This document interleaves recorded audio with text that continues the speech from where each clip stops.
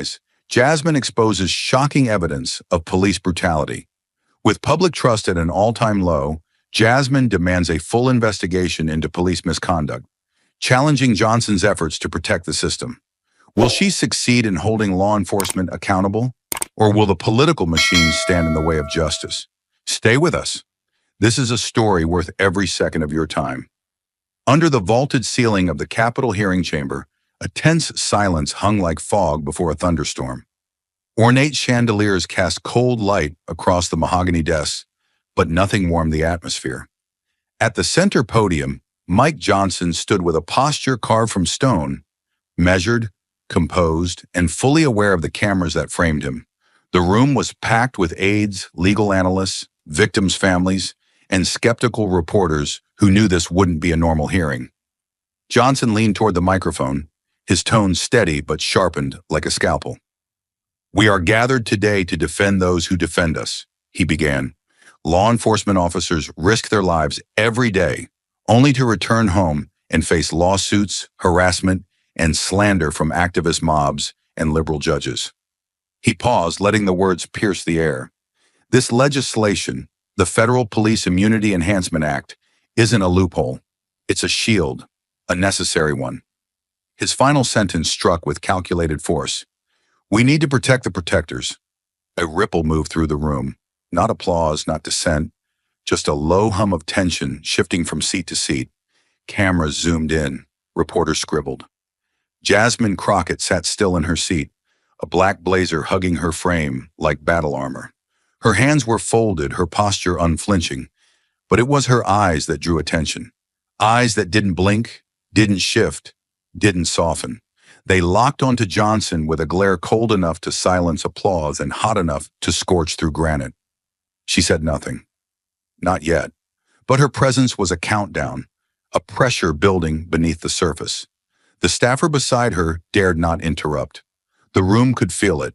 Something dangerous, something honest was sitting in that chair.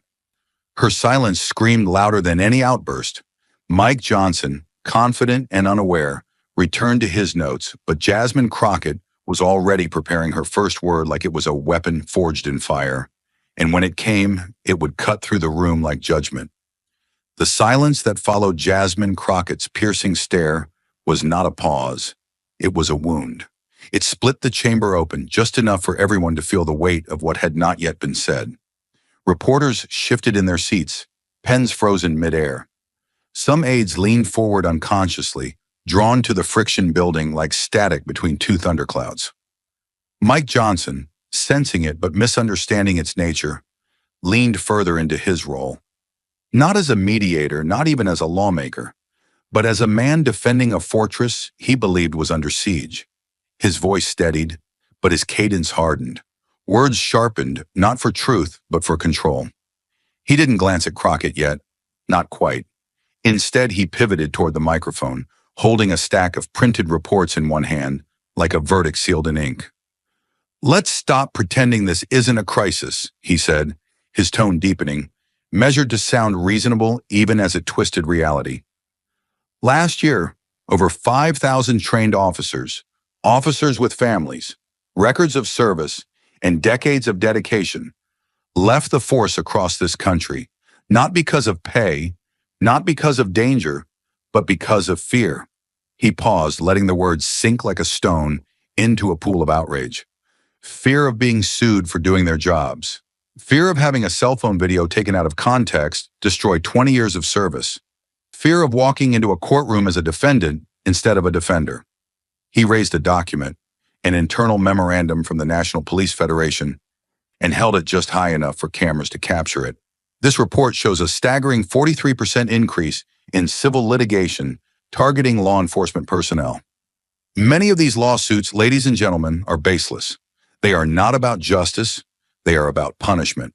Vengeance dressed up as virtue. He slapped the document onto the table.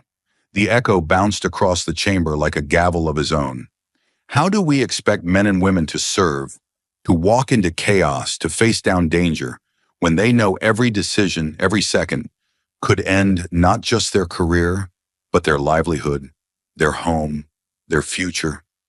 His tone grew darker, more deliberate, pushing toward righteous indignation.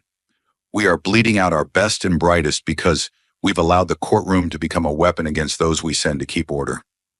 Still no glance toward Jasmine, but the setup was complete. His voice softened just slightly, his volume lowered, and now finally he turned.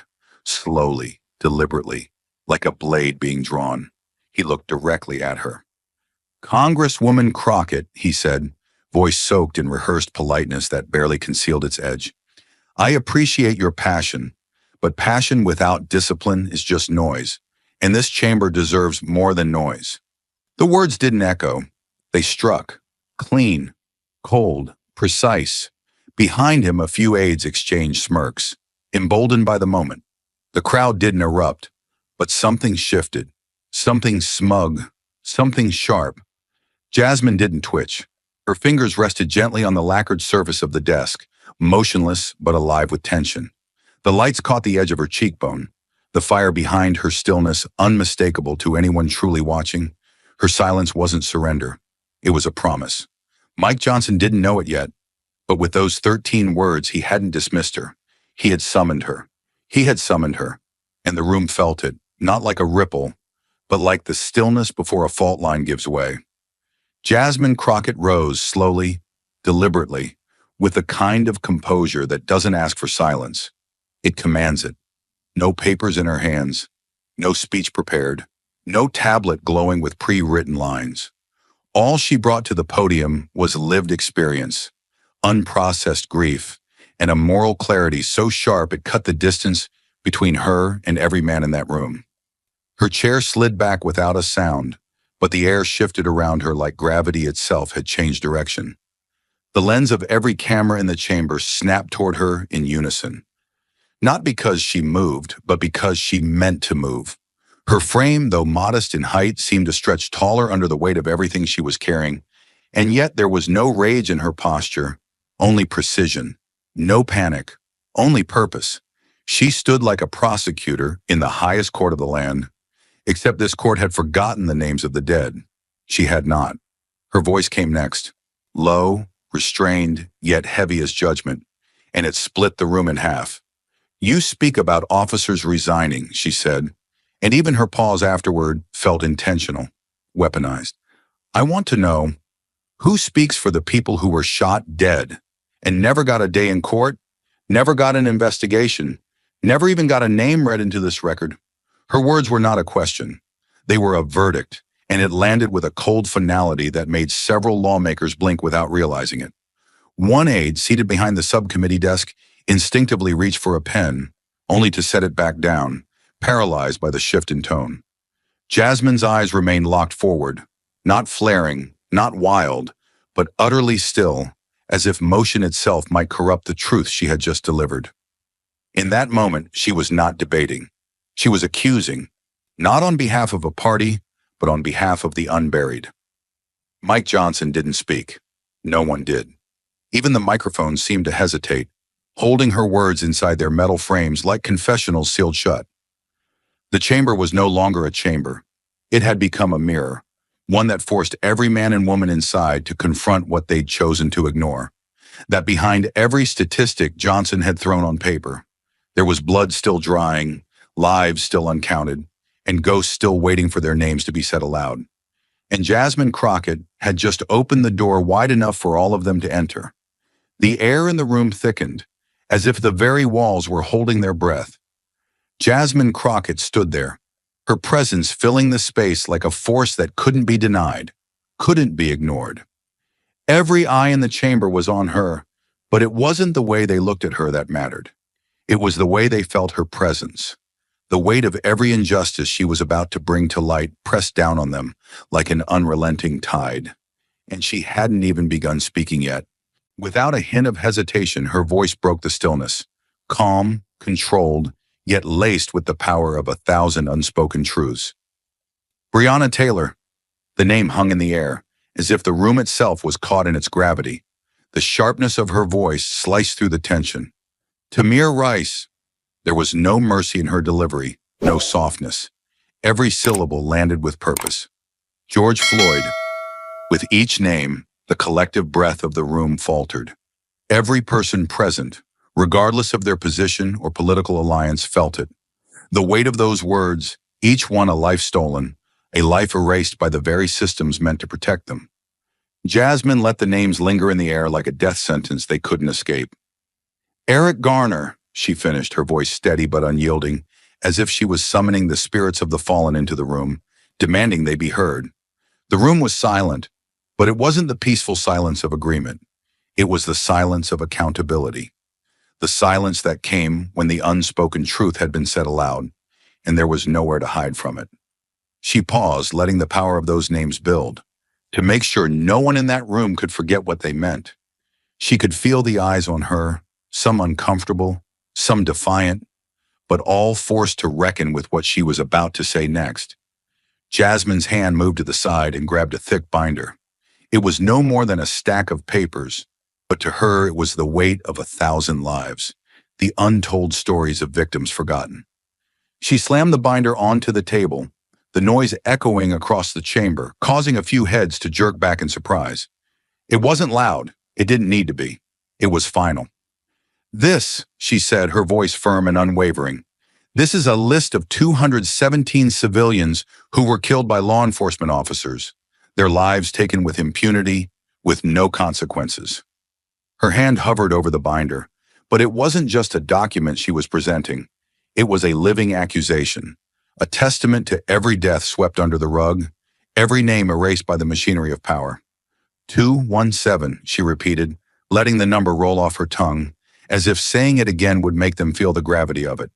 217 people who died, shot, beaten, choked, and not one officer was held accountable. The chamber fell deeper into silence. The weight of her words settled over them, suffocating, undeniable. Jasmine's gaze swept over the room, and for the first time, she let herself look at the faces of those who had always turned a blind eye.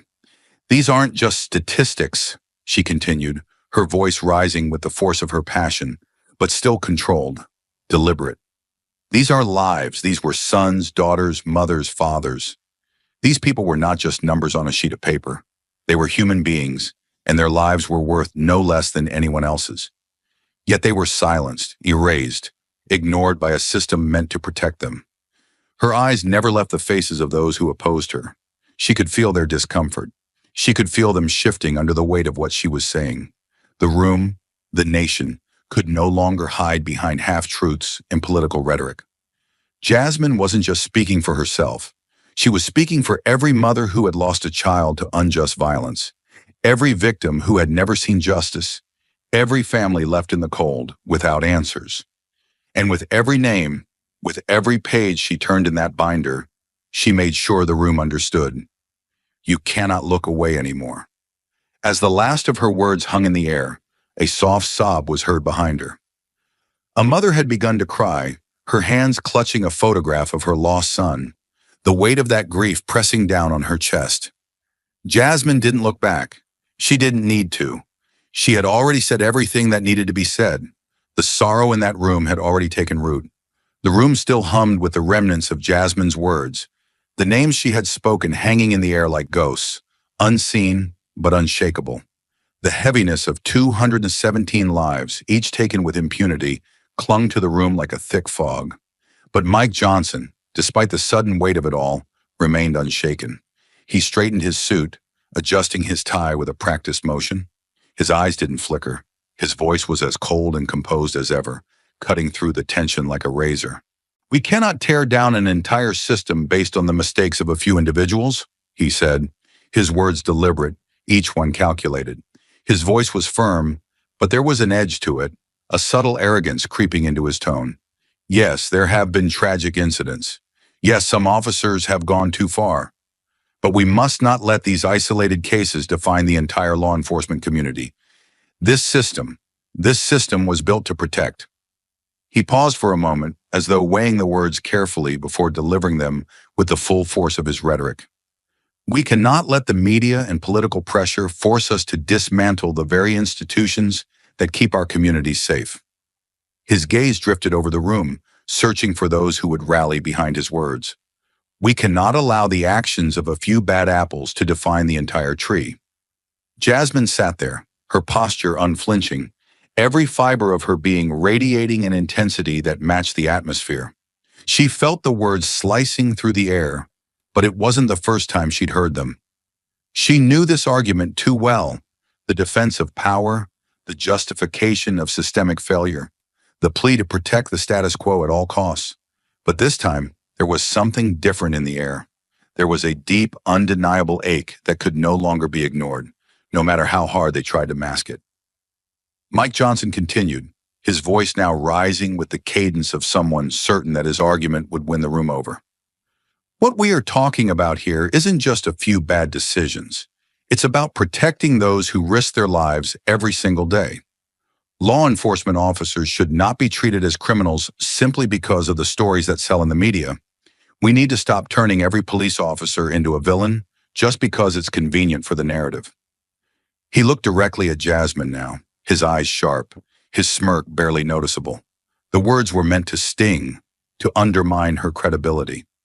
He leaned forward slightly, just enough to signal a challenge, his next words dripping with condescension.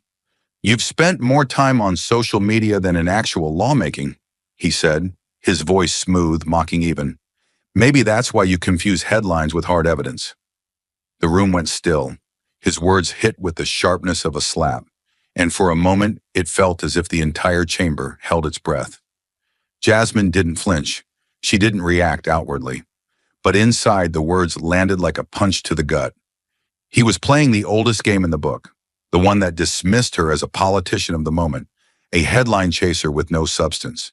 It was a line he had used countless times before, designed to disarm, to belittle.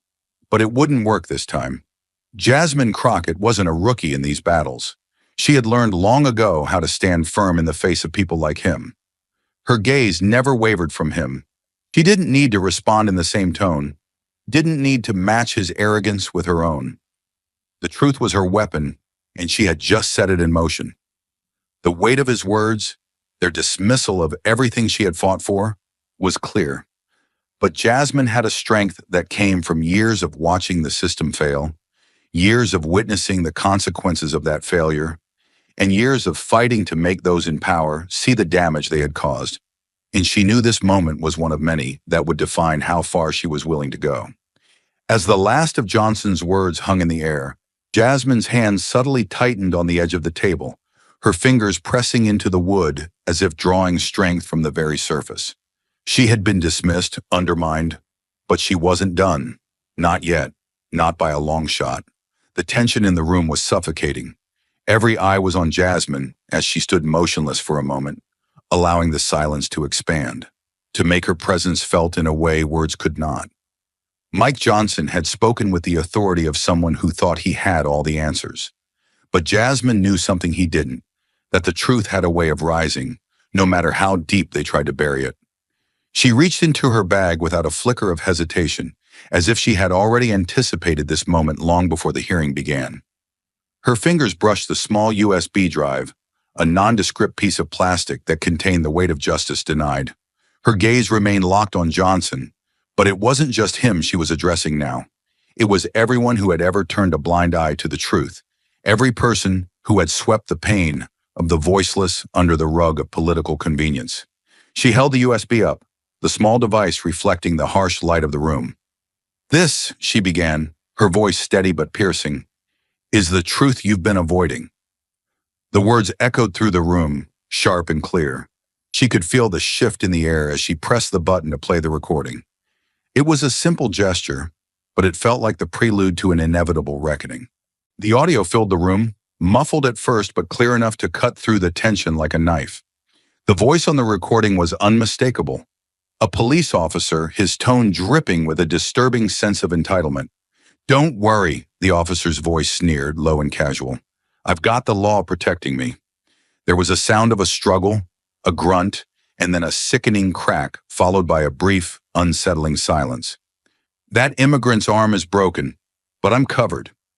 I'm untouchable." The words hung in the air, sickeningly final. Jasmine's eyes never left Johnson as the room erupted. Gasps, murmurs, and the unmistakable sound of disbelief filled the space. The recording had cracked open a dark secret that the system had tried desperately to keep hidden.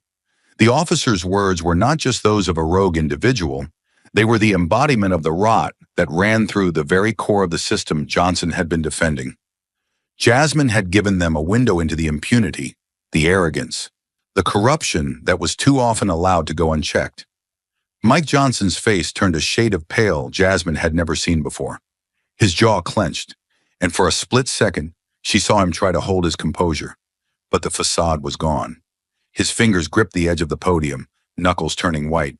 His lips parted as if searching for a defense. But the words didn't come. How could they? The truth was too raw, too real for him to dismiss with a casual flick of the wrist. The weight of what had just been revealed was suffocating, and for the first time in the hearing, the room wasn't looking at him. They were looking at the undeniable evidence of a broken system. The noise that followed was deafening. The gallery erupted in outrage, voices rising in disbelief, some shouting, others sitting in stunned silence. But Jasmine didn't react to it. She didn't look at the crowd or the reporters' frantic scribbling. She kept her eyes locked on Johnson, waiting for him to find the words to defend the indefensible. She was patient, resolute. This was her moment. She had shown them the truth, and now there was no escaping it. The moment stretched on, and Jasmine remained steady. She had been in this fight long enough to know that the truth wasn't just something you fought for. It was something you had to make others face, whether they were ready or not. And Mike Johnson, for all his calculated rhetoric, wasn't ready for this. He had underestimated the power of what Jasmine had brought into that room. The recording had stripped away the layers of his defense, the polished arguments he had spent so long crafting. And now he was left exposed, nothing more than a man trying to justify the unjustifiable. Jasmine didn't need to say another word. The truth had already done its work. The room was a maelstrom of sound and fury, the echoes of the audio still rippling through the space. But as quickly as the noise had erupted, Mike Johnson sought to regain control. His face, initially pale from the shock of Jasmine's revelation, had now regained its practiced, steely composure. His eyes narrowed, his jaw tightened, and for a moment, his hands gripped the podium so tightly that his knuckles turned white. He was trying to suppress something that threatened to rise from beneath the layers of his political armor. But he knew better than to show weakness. He couldn't afford to lose this battle, not in front of the cameras, not in front of his colleagues. His voice, when it came, was colder, harder, tuned to strike back.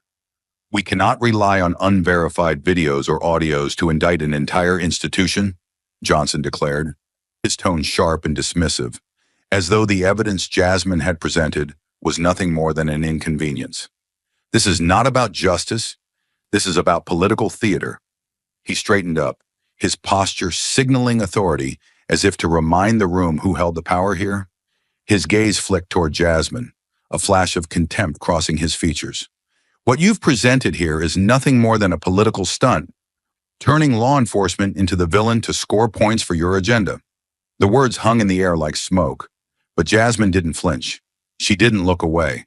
Her expression was a mask of stillness, her body unmoving except for the faintest tightening of her fingers around the edge of the table. Johnson believed he could dismiss her, brush her off with another round of rhetoric. But Jasmine knew something he didn't. He had already lost. The tension built as he leaned further into the microphone, as if pushing the weight of his words deeper into the room. "This isn't a courtroom drama, Miss Crockett," he said, his voice dripping with disdain, calculated to belittle her and minimize the magnitude of what she had exposed. "You're not auditioning for a Netflix series, so spare us the theatrics." He smiled, but it was a smile that lacked any true humor. It was the kind of smile that said he believed himself to be above it all, above the accusations, above the truth Jasmine had just laid bare. Behind him, a few colleagues shifted in their seats, perhaps smirking along with him. But the room had already begun to tilt away from him, and Jasmine could feel it, the shift in the atmosphere, the subtle but irreversible change in the dynamic. Jasmine's eyes never wavered from his.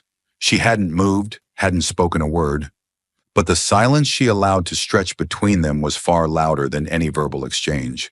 She could hear the indignant murmurs from the back of the room, the disbelief from the gallery, but none of it touched her. It was a deliberate, calculated calm. She wasn't just waiting for her turn to speak. She was waiting for him to reveal himself. And then, without warning, Johnson pushed further, his words now coming faster, harder, as if trying to assert some kind of dominance over the room. "If defending criminals is your idea of justice," he continued, his voice rising with self-righteous indignation, "maybe you're in the wrong chamber or the wrong country." The challenge in his words was clear. It wasn't just an attack on her character. It was an attempt to shame her for standing up for what was right, for daring to oppose the prevailing narrative. His words were calculated, meant to cut, to discredit her in front of the very people she was trying to reach. The room held its breath, but Jasmine's reaction was nothing like the shock he might have anticipated. She didn't flinch. She didn't lash out. Instead, she gave him a small, almost imperceptible smile, one that was more dangerous than any insult. Her eyes, cold and unyielding, remained fixed on him, unwavering. The stillness of her gaze, the quiet power she emanated, made his words feel like they had no place to land. She didn't need to raise her voice or escalate the tension. She was already in control of the room. Then slowly, deliberately, she spoke. "Do you want me to bring the victim in here, Mr. Johnson?" The question hung in the air with the weight of an executioner's sentence. It wasn't a challenge. It was an offer. The room went silent again. Jasmine's words were a calm invitation, a challenge to the man who had just accused her of playing a game. The way she said it, so simply, so directly, rendered Johnson's accusations meaningless. She had just turned the tables. She was no longer the politician defending an idea. She was a voice for the silenced, a witness to the truth he had tried to bury. The silence that followed her words was almost unbearable. Johnson opened his mouth to respond, but the words caught in his throat. For the first time, he was unsure. He had tried to discredit her, to undermine her with insults and political bravado, but now the reality of what she had presented loomed over him. Jasmine had just made him look like a man desperately clinging to a lie, a man trying to protect a system that had failed too many people for far too long. And in that silence, Jasmine stood, unshaken, while the weight of everything she had exposed hung in the air like a final judgment. The room was suspended in a charged silence, heavy with the gravity of what Jasmine had just revealed. The room's tension felt palpable, thick enough to suffocate. Jasmine knew that exposing the system for what it was had only just begun. The weight of 217 lives hung in the air, demanding something more than words, more than rhetoric. Now it was time to show them the faces behind the names, the pain behind the statistics. She motioned for someone in the back to step forward. A woman, her face drawn with grief, yet there was an undeniable strength in her bearing. Her dark skin was like the earth beneath her, weathered but enduring. She walked slowly, each step heavy with purpose. There was no hesitation, no fear in her stride, but the silence that followed her was deafening. She had lived through something that should have been impossible, an injustice that had swallowed her entire world. Jasmine's voice was calm, almost reverent as she addressed the room. "Please tell us your story," she said, knowing that the woman had waited too long to have her truth heard.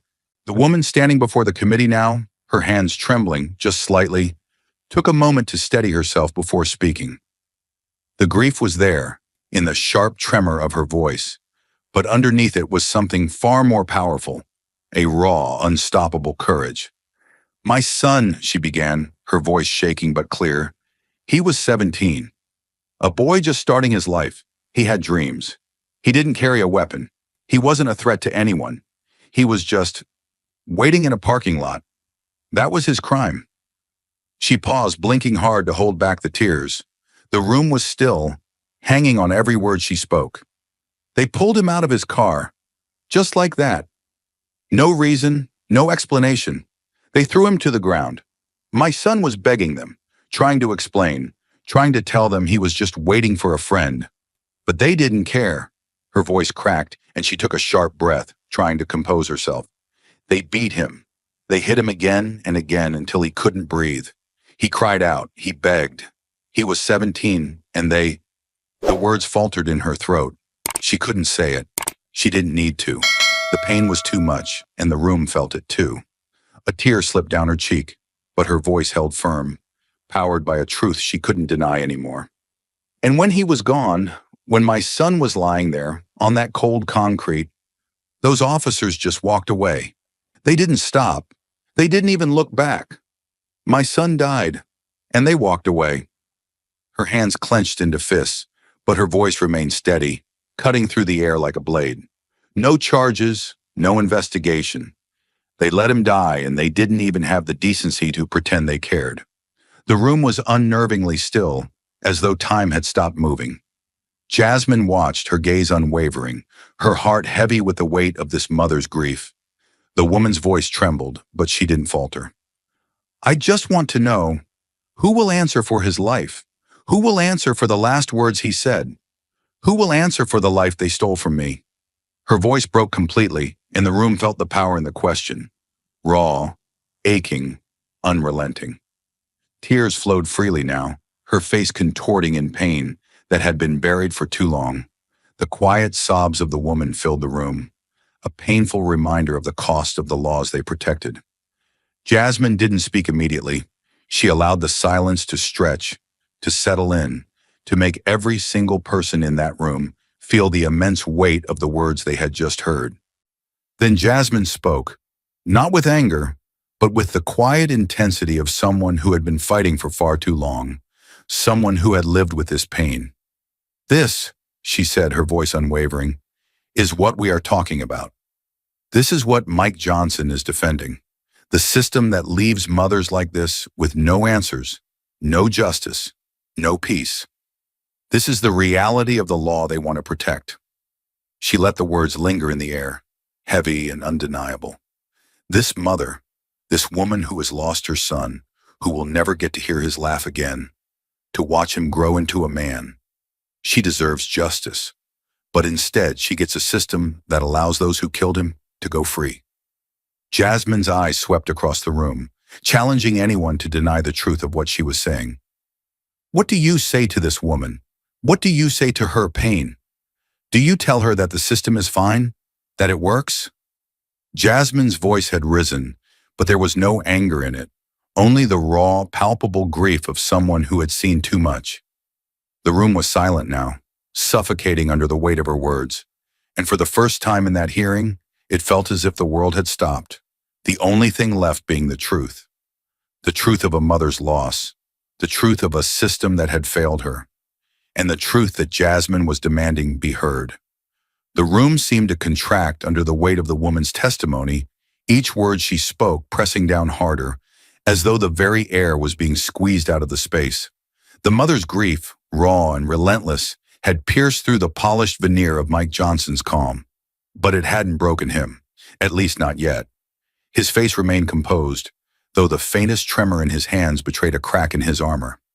He had heard it before, the sob stories, the emotional pleas, the calls for justice. But he wasn't moved by emotion. He was a politician, trained to weather storms like this. He knew how to hold a position, how to bury inconvenient truths beneath the weight of his rhetoric. With a sharp inhale, Johnson adjusted his position, his hands resting flat on the podium. The sound of his voice sliced through the thick silence like a surgeon's scalpel, precise and clinical. "Thank you for sharing your personal story," he said, his tone smooth, almost too practiced. "But let me remind you, emotion cannot replace policy." His words were spoken with such practiced authority, as though his simple acknowledgement of the woman's pain were enough to absolve him of any deeper responsibility. We cannot allow individual tragedies, no matter how heartbreaking, to dictate the policies that affect an entire nation. He straightened his back, the posture of a man prepared to dismiss what could not be easily explained away. The room seemed to hold its breath, the camera flashes almost coming to a standstill as the collective focus shifted back to Johnson. He leaned slightly forward, his voice gaining an edge as he shifted from politician to advocate of the system he was defending. "This bill," he said, his voice rising with a hint of finality, "is not just legislation. It is a symbol of the restoration of trust. It's about reinstating faith in the law enforcement community. We cannot allow the actions of a few to undermine the integrity of the many. The law is about stability, about justice, and this bill is the first step toward fixing what's broken."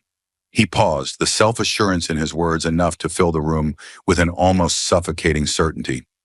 Jasmine Crockett stood motionless, her eyes never leaving his, the tension in the room palpable. She had heard this all before. She had listened to the same line of defense in courtroom after courtroom, from the same kind of men, with the same smug certainty in their voices. She knew what came next. The deflection, the justification, the attempts to sanitize the brutal truths that people like her had witnessed, time and time again. She wasn't surprised by his rhetoric, but she was going to make sure it didn't go unchallenged. Jasmine's gaze was unwavering, and she gave the slightest nod, acknowledging his words, but there was no agreement in it. Her lips pressed together in a thin line, her jaw clenched in quiet resolve. The room seemed to shrink around them, the weight of the next words that would leave her lips building steadily, like the calm before a storm. She hadn't said anything yet, but everything about her presence spoke volumes. She was preparing for the final blow. The air in the room was thick, suffocating under the weight of Jasmine's actions. She had already stripped the facade of justice away with her words, but now as she reached into her bag, the tension was palpable, the audience already sensing that something far worse was coming. Jasmine's fingers closed around the cold edge of the laptop, pulling it out slowly, deliberately, like a weapon she had been preparing for this moment her entire career. She didn't need to speak. The laptop itself held the key to everything. The moment the device was powered on, the room fell silent. Not a sound, not a whisper. Jasmine positioned the laptop in front of her and turned it so that the committee and the cameras could see the screen. She glanced at Mike Johnson one last time, her eyes piercing, but her demeanor remained calm. The quiet before the storm was almost unbearable. The video began to load, its frame flickering to life. The image was grainy at first, but as the screen brightened, the scene revealed itself in disturbing detail. A corner store parking lot. A young man, no older than 18, standing alone outside the shop. He looked unassuming. No threat, no malice in his body language. Then the flashing lights, the uniformed officers. They arrived without warning, the blue and black colors of authority cutting through the quiet night. The young man froze, confusion clear on his face as he realized the officers were coming toward him. His hands were visible. He was unarmed. His eyes darted nervously from one officer to another, trying to process what was happening. But before he could even raise a question, the officers descended on him with brutal force. The camera shook as the confrontation escalated, fast, unrelenting. The officers didn't give him a chance to speak. No commands, no questions, just immediate force. They slammed him to the ground with sickening precision. The young man's body was twisted, crushed under the weight of 2 or 3 officers, their boots stomping into him. He cried out, he begged. His hands were pinned to the asphalt. There was no reason to strike him, no weapon, no violence from him. Yet they didn't stop. The sound of his body being beaten, the sickening crack of his bones, the harshness of every punch and knee landing on his vulnerable body echoed through the footage. The camera caught it all, his desperation, his pain, the futility of it all, the struggle for breath, the way his body went limp. The officers didn't stop even when he couldn't move anymore. One of them stood up, towering over the young man's now motionless body, his face cold and detached, like he was surveying a piece of property. His voice came through loud and clear, cutting through the noise like a sharp blade. "Don't worry," the officer sneered almost casually. "I'm covered."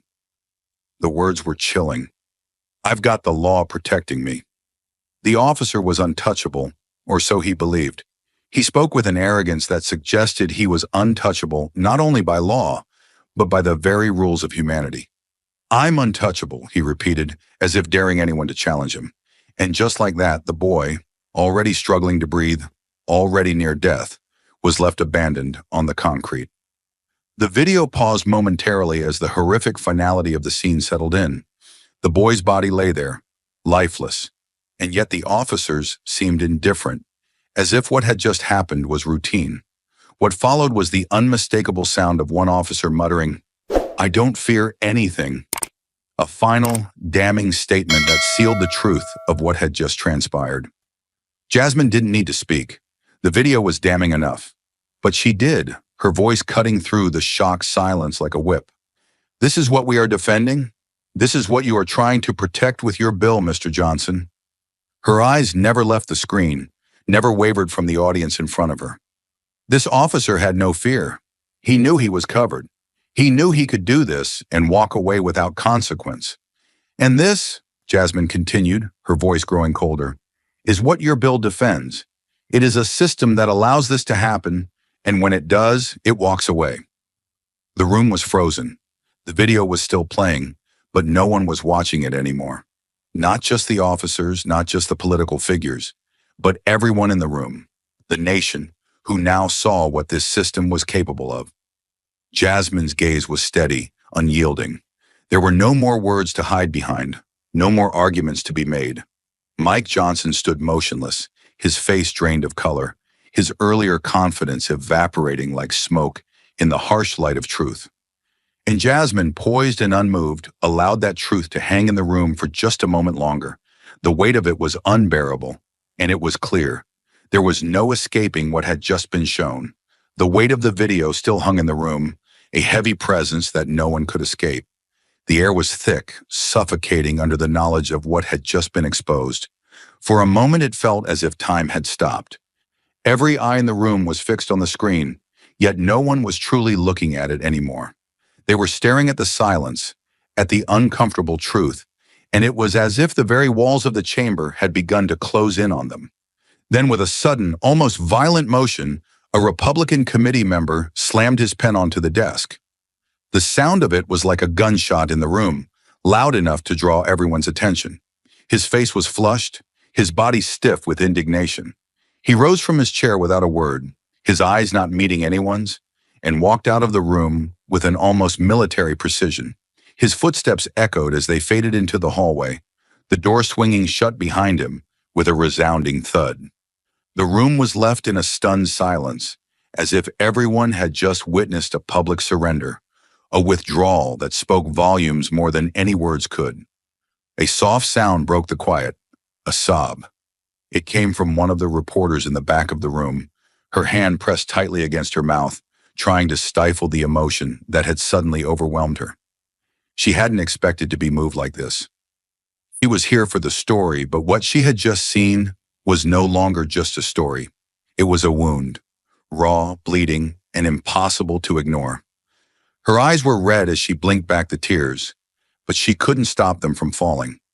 She was not alone in her reaction, but hers was the only sob to be heard. The rest of the room was still. Even Mike Johnson, standing behind his podium, appeared momentarily lost, his face a mixture of disbelief and frustration. He had tried to spin the narrative, tried to tell them that this was just a political game, but now, standing there in the wake of the video, he had nothing left to say. The silence hung between them like a heavy fog, thick and suffocating, until Jasmine's voice cut through it with the precision of a blade. She hadn't moved from her spot. Her presence was still and unyielding, a force in and of itself. Her gaze, however, was no longer on the screen. It was fixed directly on Mike Johnson, unwavering, piercing. Her eyes, cold and determined, seemed to burn through him. The room was on the edge of its seat, waiting for her to speak, waiting for the words that would come next. "Mr. Johnson," she began, her voice steady, but the power in it was undeniable. "What are you protecting?" The question hung in the air, a simple one, but one that was meant to unearth the truth, to drag it kicking and screaming into the light. She leaned in slightly, not just to address him, but to make sure everyone in the room could hear it, feel it. "Are you protecting order?" Her voice grew slightly but still controlled, each word meticulously crafted to land with devastating effect. "Or are you protecting the right to kill, with no accountability, no justice?" The room seemed to collectively inhale. Johnson's jaw tightened, his hands gripping the edges of the podium, as though the very action would keep him grounded. He knew what she was doing. He knew the stakes. But he wasn't prepared for the directness of her assault. He wasn't prepared for her to strip away the veneer of politics and confront him with something far simpler, more primal. The choice between protecting a broken system or protecting the lives of the people it was supposed to serve. Jasmine's eyes never left him. There was no hesitation, no wavering in her gaze. It was as if she had already seen his answer, already known how he would react, and was prepared for it. But she wasn't letting him off the hook. Not this time. "What are you protecting, Mr. Johnson?" Her voice was now more forceful, and the question became a challenge. "Are you defending law enforcement, or are you defending lawlessness?" The words weren't just accusations, they were a mirror.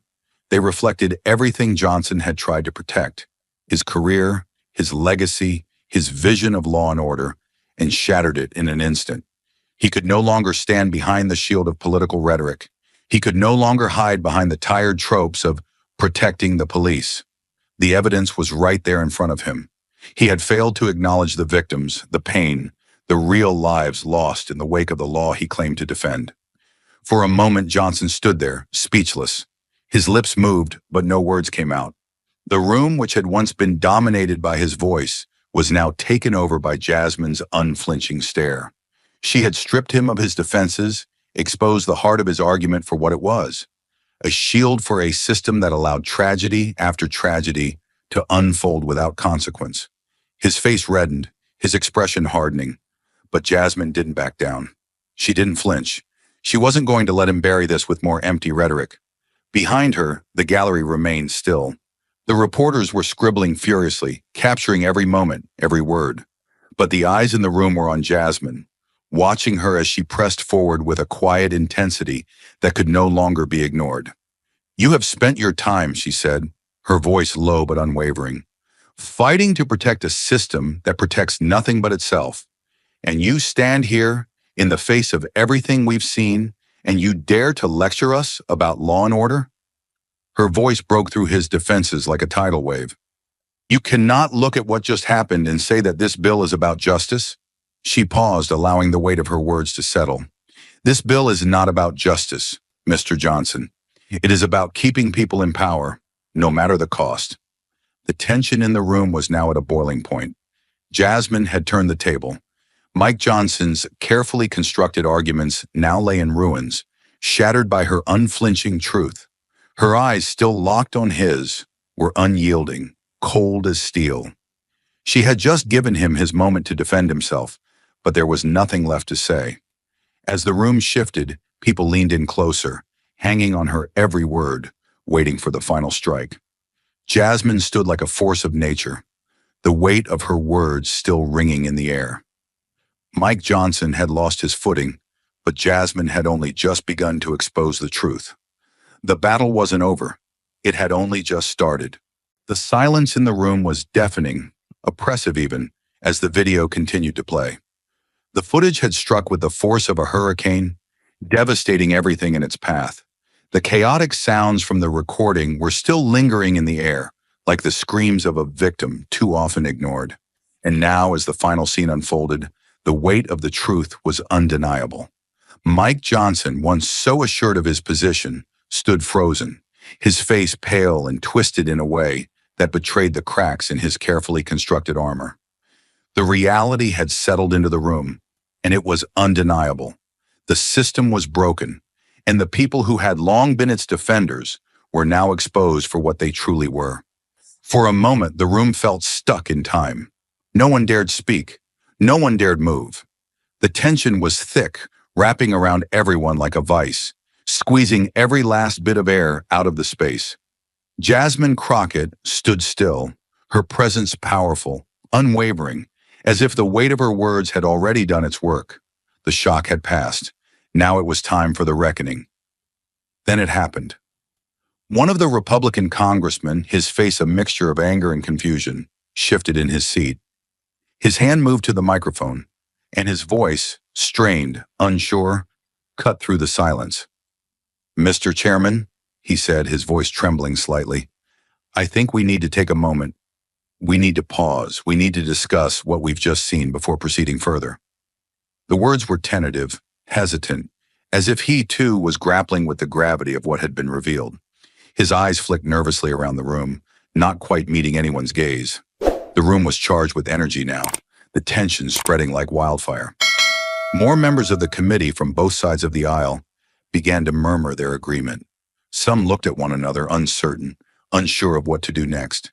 The video had shattered the narrative, pulling back the curtain on the darkness they had long ignored.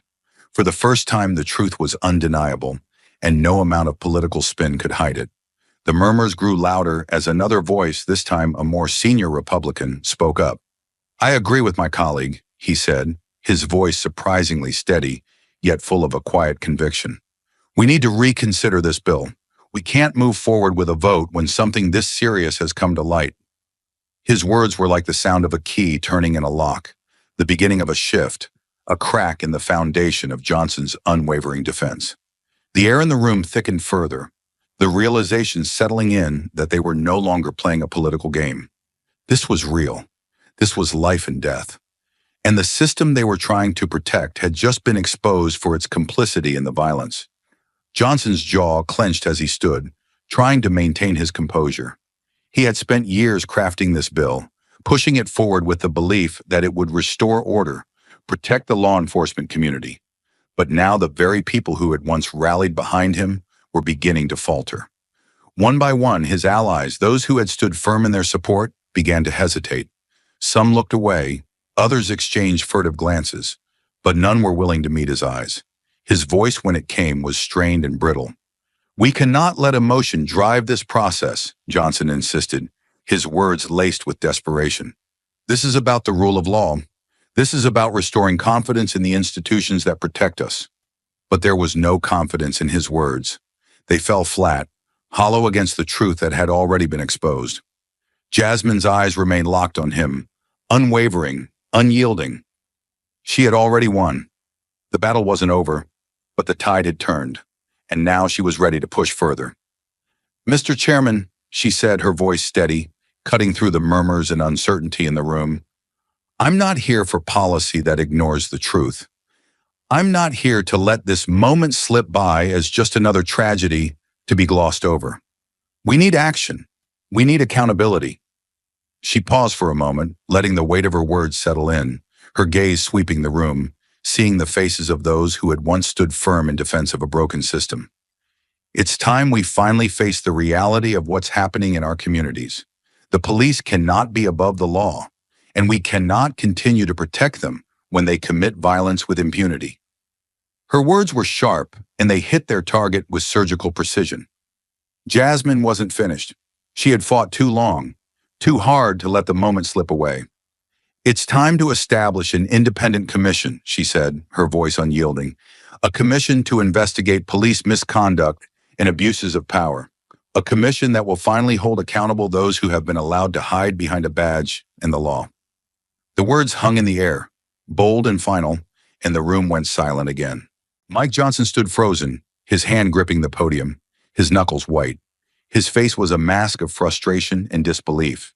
He had always known that Jasmine Crockett was a formidable opponent, but in that moment, she was more than that. She was the voice of those who had been silenced for too long, the force that had torn away the protective layers he had tried so desperately to shield himself with. Jasmine had turned the tide completely. There was no argument left, no justification that could undo the truth she had laid before them. The committee members from both parties exchanged looks. There was no denying the reality anymore. The video, the testimony, Jasmine's unflinching resolve. It had all brought them to this point, and the moment they had tried so hard to avoid had finally arrived. The room was no longer debating a bill. They were debating their integrity, and Jasmine had just given them a choice they couldn't escape: face the truth or continue to protect a system built on injustice. The ball was now in their court. The room was a pressure cooker, the heat building as Jasmine's words sank in. She had made her case. Everything had been laid bare. The video, the testimonies, the truth. There was no place left for hiding. Mike Johnson stood behind his podium, his shoulders rigid, his hands gripping the edges so tightly his knuckles had turned white. His jaw was clenched, his lips pressing together in a tight line, as if he could will the situation into submission. But no amount of posturing, no amount of calculated rhetoric could erase what had just been revealed. Jasmine's gaze was unwavering, her eyes steady, locked onto him. She had already spoken, but the moment wasn't over. There was one final cutting question she had to ask. a question that would pierce through the last of his defenses. The room seemed to exhale as she took a step forward, her voice cutting through the murmur that had begun to rise. "Mr. Johnson," she began, her tone steady but seething with quiet intensity. "You've talked about protecting law enforcement. You've talked about restoring trust. But you've ignored one critical thing." Her eyes never left his, unwavering, like a force of nature, calm but unyielding. The silence in the room thickened as everyone turned toward her, sensing that this was the question that would break everything open. Jasmine's voice dropped, the words measured but carrying the weight of 1,000 lives. "If you were a father," she said, each word drawing the room in closer.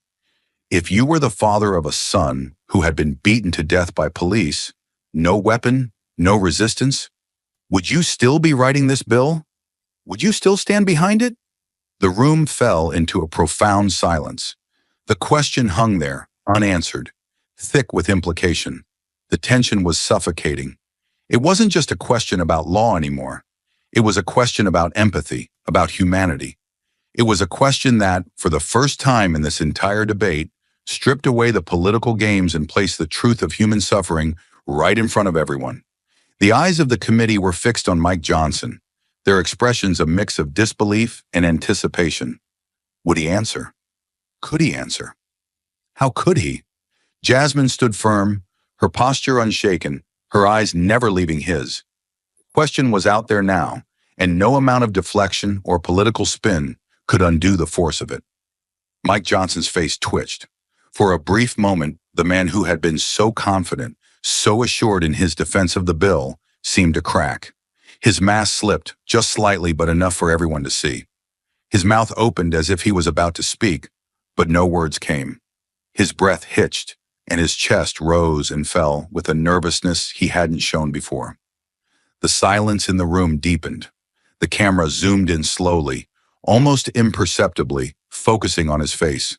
Once a mask of confidence, his expression was now betraying him. His eyes darted around the room, no longer holding the same sense of control. He was searching, almost desperately, for something, anything, that could allow him to answer, to deflect the question, to reassert his position. But there was nothing. The weight of Jasmine's words, the starkness of the reality she had just placed in front of him, was too much. The room was no longer just waiting for his response. It was holding its breath, waiting for the answer that would reveal everything.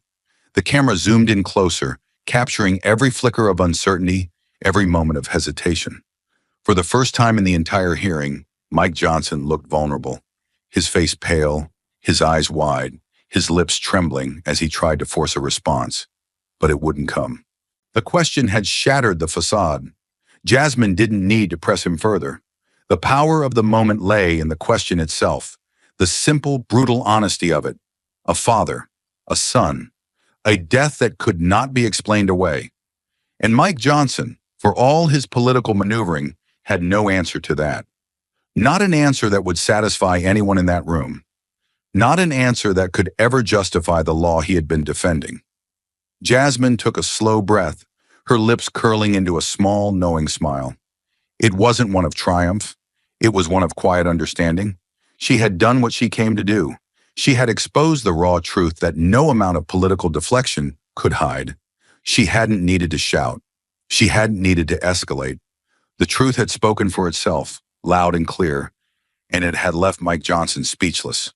The camera continued to linger on his face, capturing the moment of realization, the loss of confidence, the defeat that couldn't be covered up. Behind him, the other committee members shifted uncomfortably in their seats.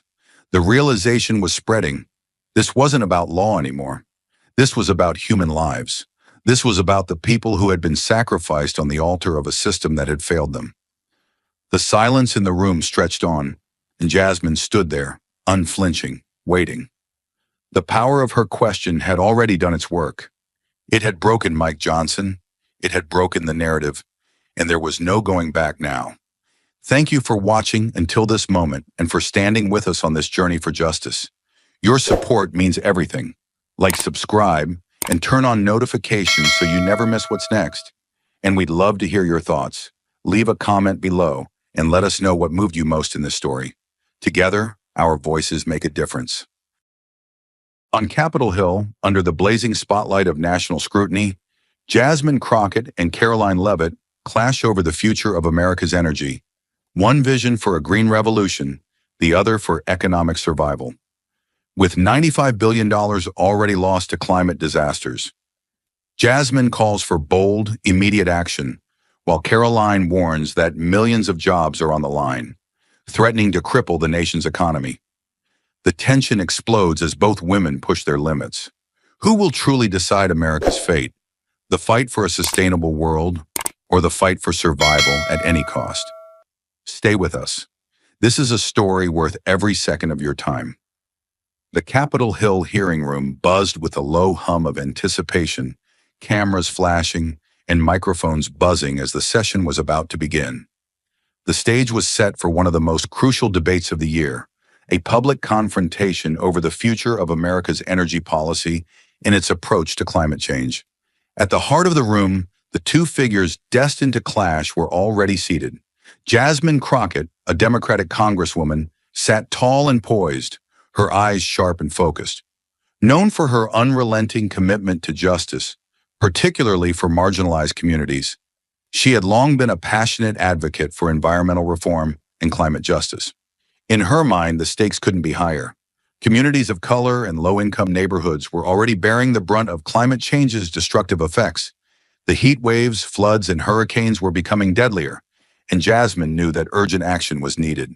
She was here today to push for a future built on renewable energy, to fight for policies that would safeguard the environment and protect the most vulnerable from further harm. Across from her, sitting with arms crossed and a calm, controlled demeanor, was Caroline Leavitt, a rising star in the Republican Party.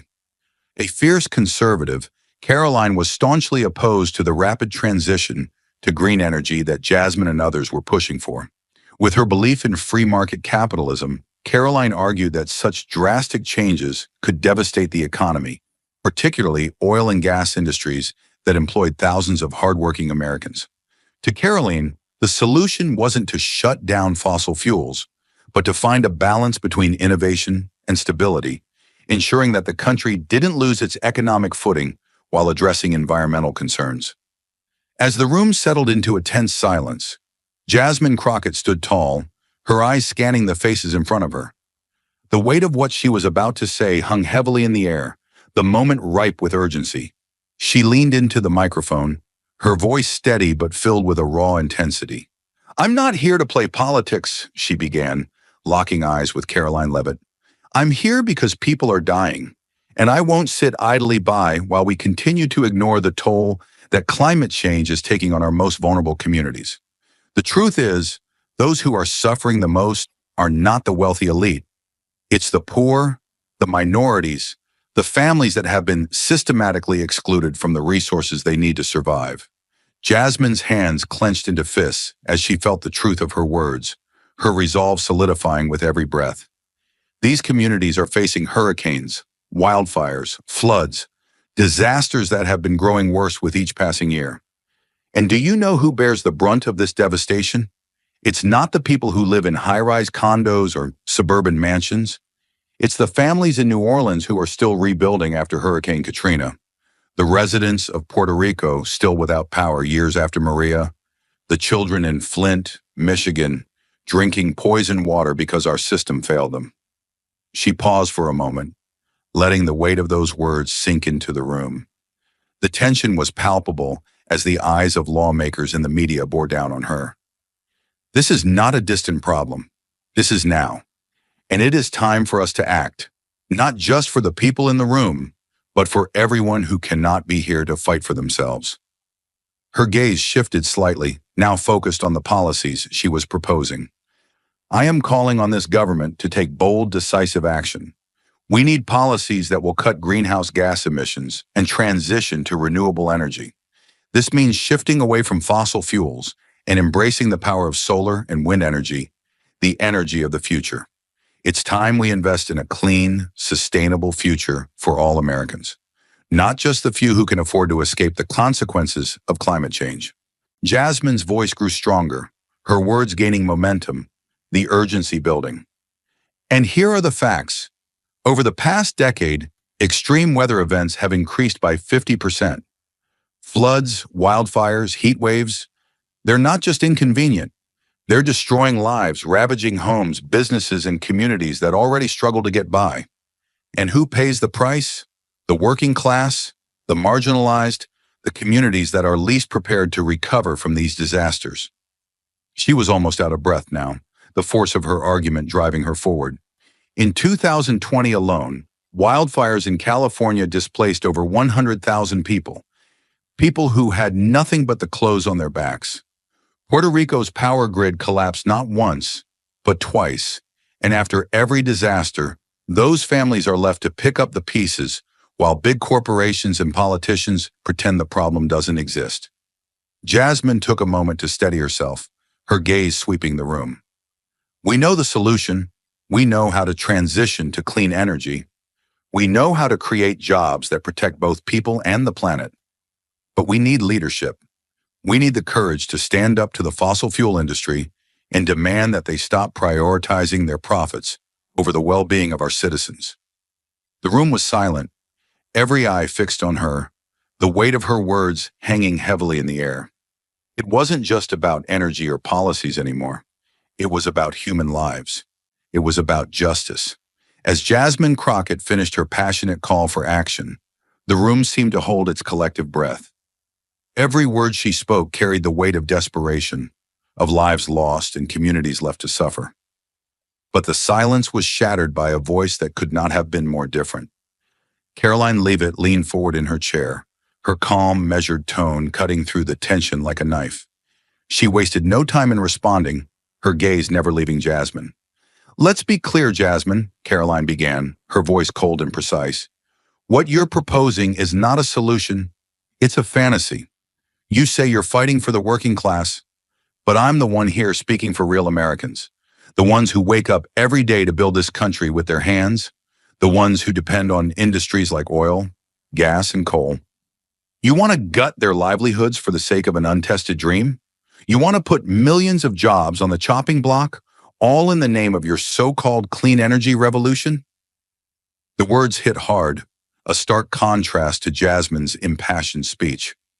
Caroline's voice grew sharper, more pointed, as she leaned further into the microphone, her eyes now flickering with a mix of frustration and resolve. "You talk about climate change, and yet you ignore the immediate consequences of your plans. How do you explain to the workers in West Virginia, Texas, or Alaska that their jobs are worthless? How do you tell them that the energy they produce to power America will now be deemed obsolete?" The room was on edge, hanging on Caroline's every word as she moved in for the next strike. "Let's talk about reality, not idealistic dreams.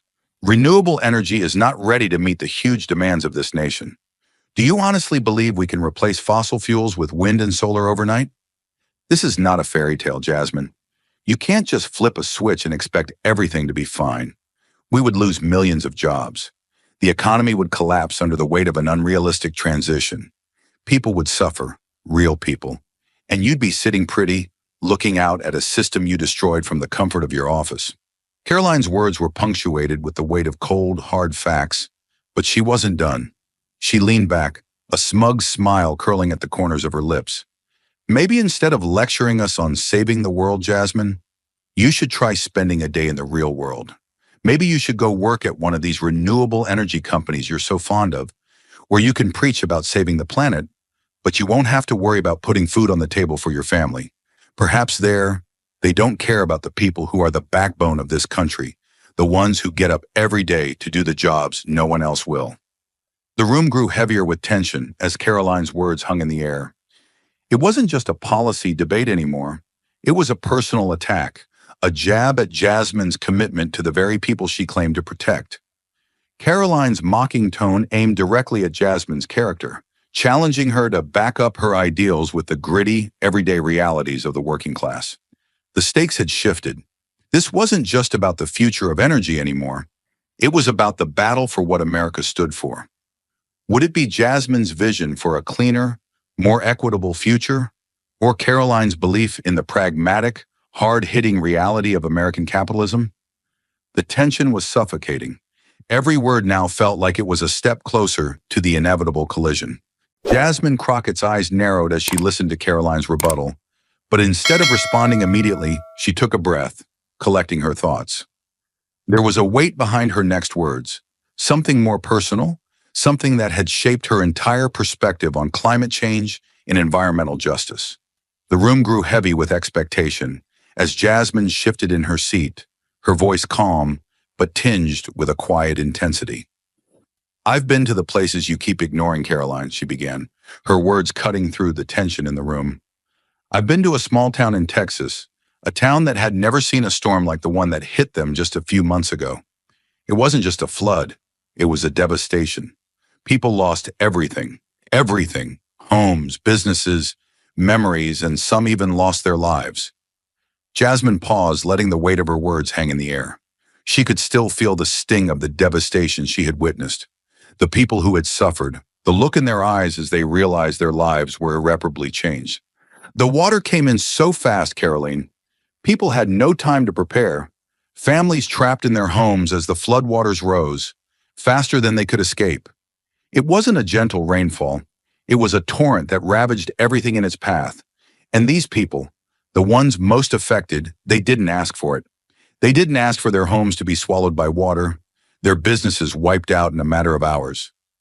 Jasmine's eyes swept across the room as she continued, her voice gaining strength with every word. "I stood with these families and I saw the devastation firsthand. I saw mothers clutching their children, walking through knee-deep water, trying to find something, anything, that was left of their lives. I saw fathers standing in silence, unable to comfort their wives and children because the loss was too great. This is what climate change looks like. This is not some far-off problem. It is real, it is now, and it is destroying lives." She paused again, her hands clenched into fists at her sides. "And yet, Caroline, every time we have this conversation, people like you refuse to see it. You think this is just a political debate. You sit here talking about jobs, about the economy, while people are losing everything.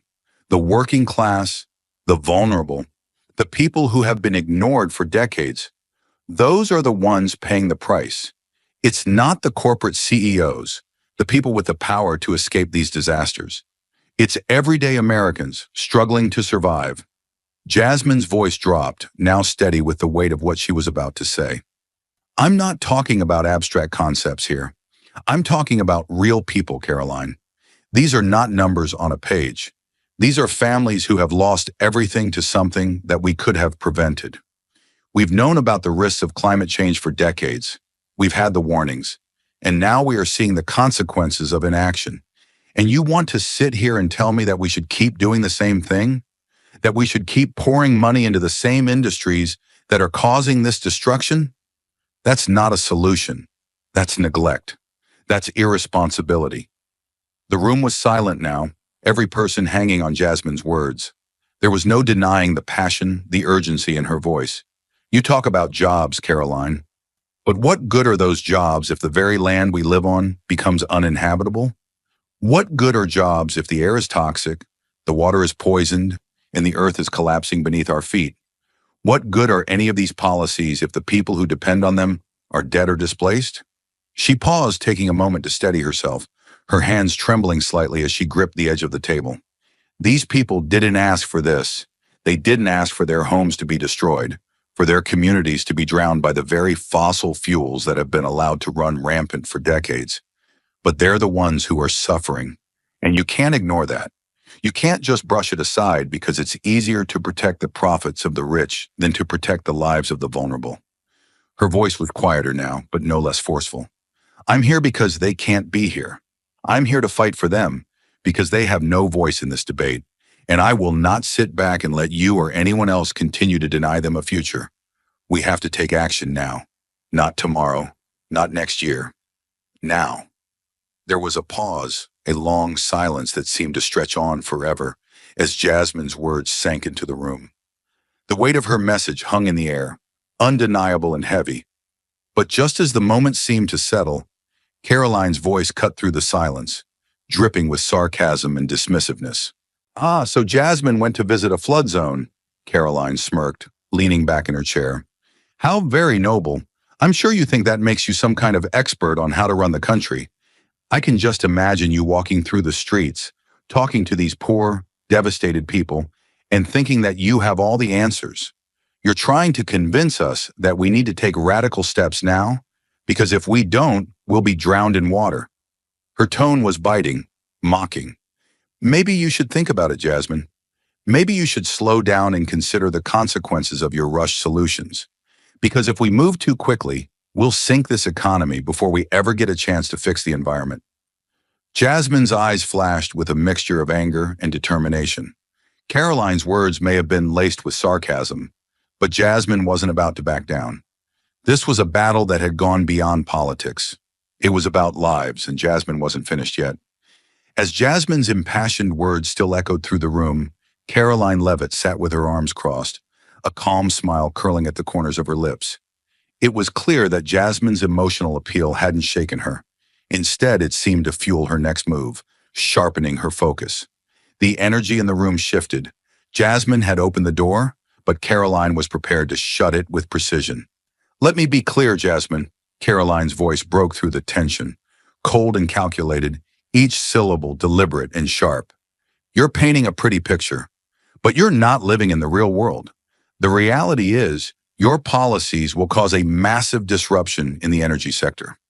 You talk about reducing emissions and embracing renewable energy, but you fail to realize the immediate consequences of those actions."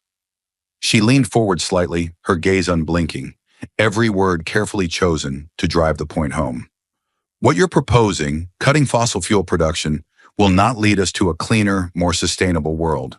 It will lead us to energy shortages, it will push prices through the roof, and it will leave families struggling to heat their homes in the winter, small businesses crippled by soaring energy costs.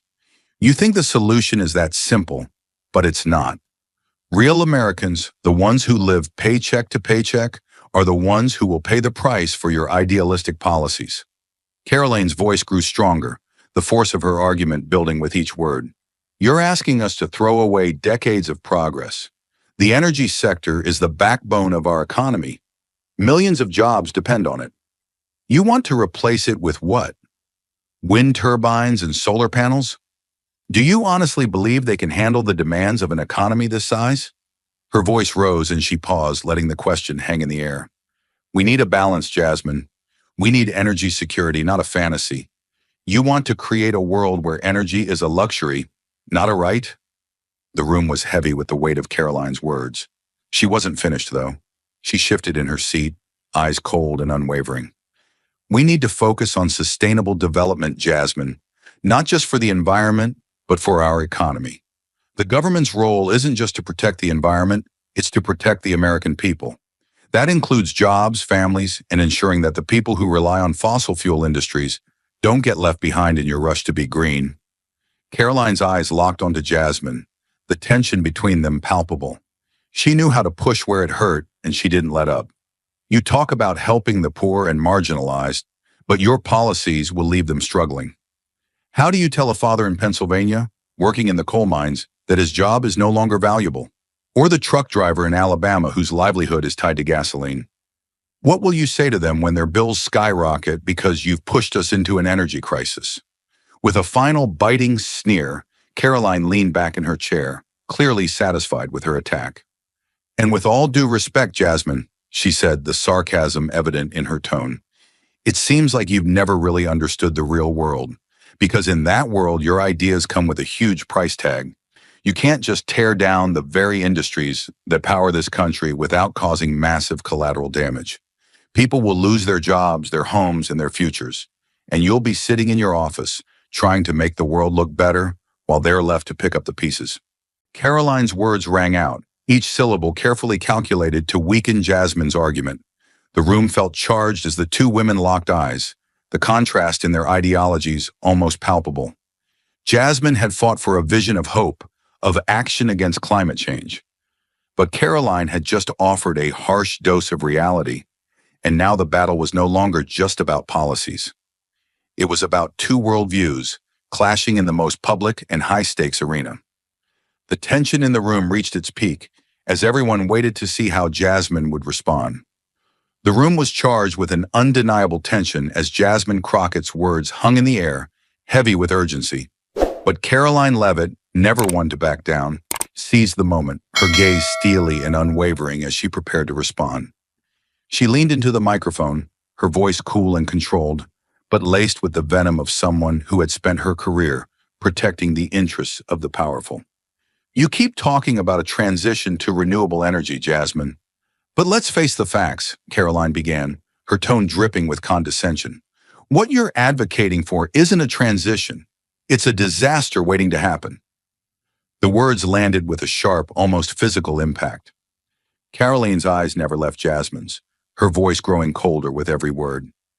What you propose may sound good in theory, but the reality is far harsher. We live in a world where fossil fuels are the backbone of our economy, and your plan to just cut them off overnight will create an energy crisis. Families will freeze in the winter, businesses will shut down due to skyrocketing energy prices, and we'll be left with nothing but a hollow, broken system. You can't just wish away the energy needs of a country this size, Jasmine. Caroline's words hung in the air, the room still, as the weight of her argument settled in. You talk about saving the planet, but your plan doesn't save people. It destroys their lives, real people, the ones who rely on affordable energy to keep their lights on and their homes warm. How do you explain to them that their bills are going to double or triple because of your policies? What happens to the working-class families who are already struggling to make ends meet? She leaned back in her chair, her arms crossed, a smirk playing at the corners of her lips. I'm sorry, Jasmine, but this isn't a fairy tale. This is reality. And in reality, we can't afford to make such drastic changes without severe consequences. Caroline's voice cut through the tension like a blade, each word landing with precision. The truth is, we need a balanced approach. You can't just dismantle our entire energy infrastructure without considering the ripple effects. We need sustainable growth, not some radical agenda that will bankrupt us all. The government's role isn't just to protect the environment, it's to protect the American people.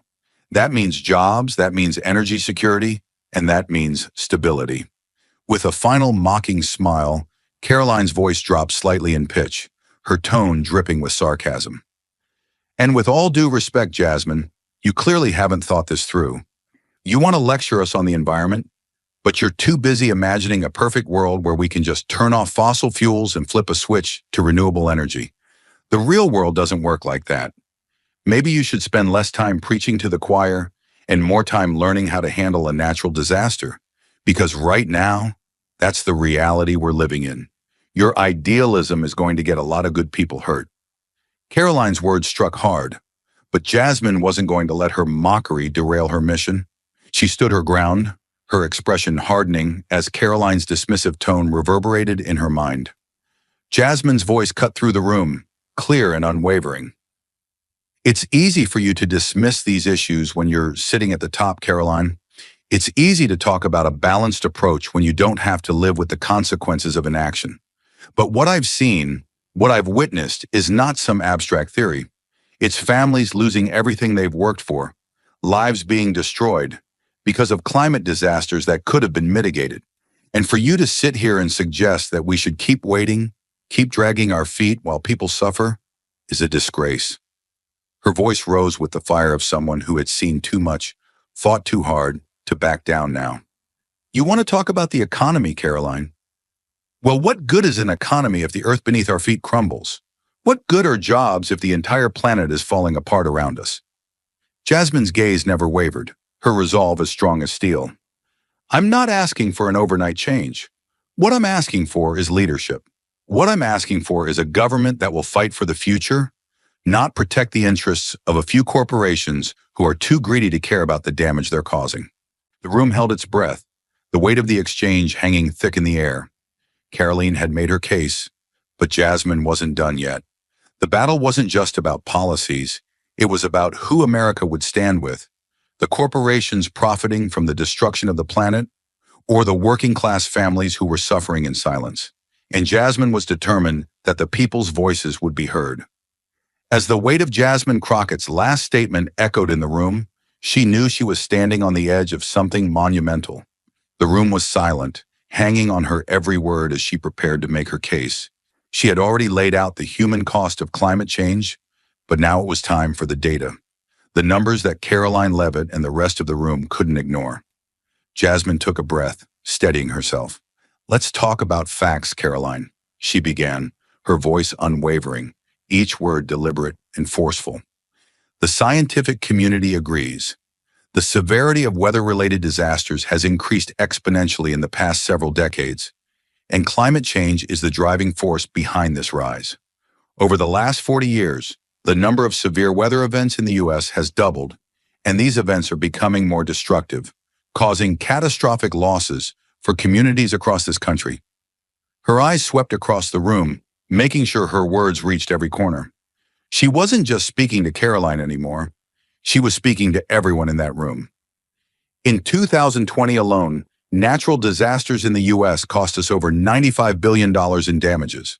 The California wildfires ravaged more than 4 million acres, destroying thousands of homes and businesses and killing dozens.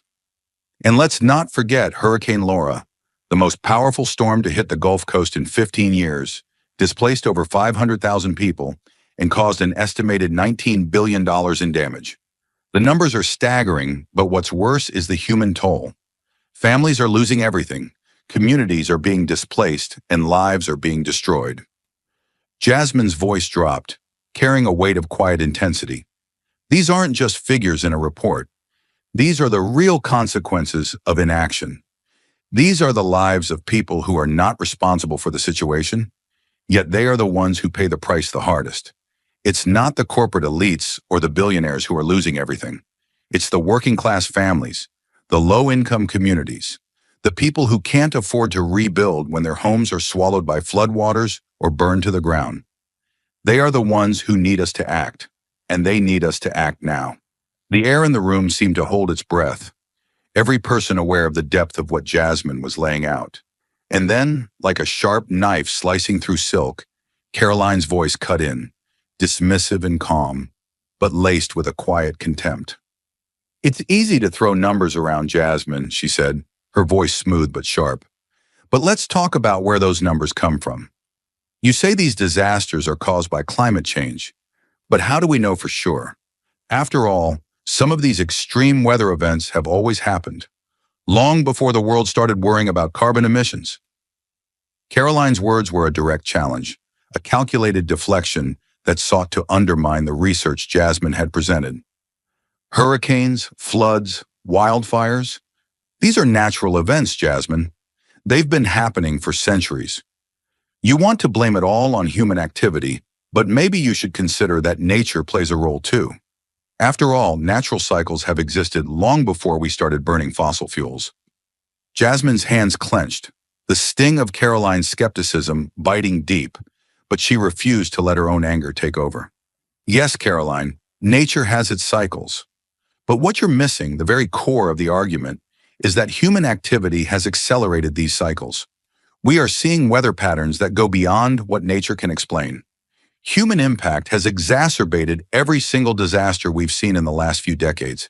This is no longer just about natural patterns. This is about a planet that we've pushed to its limits."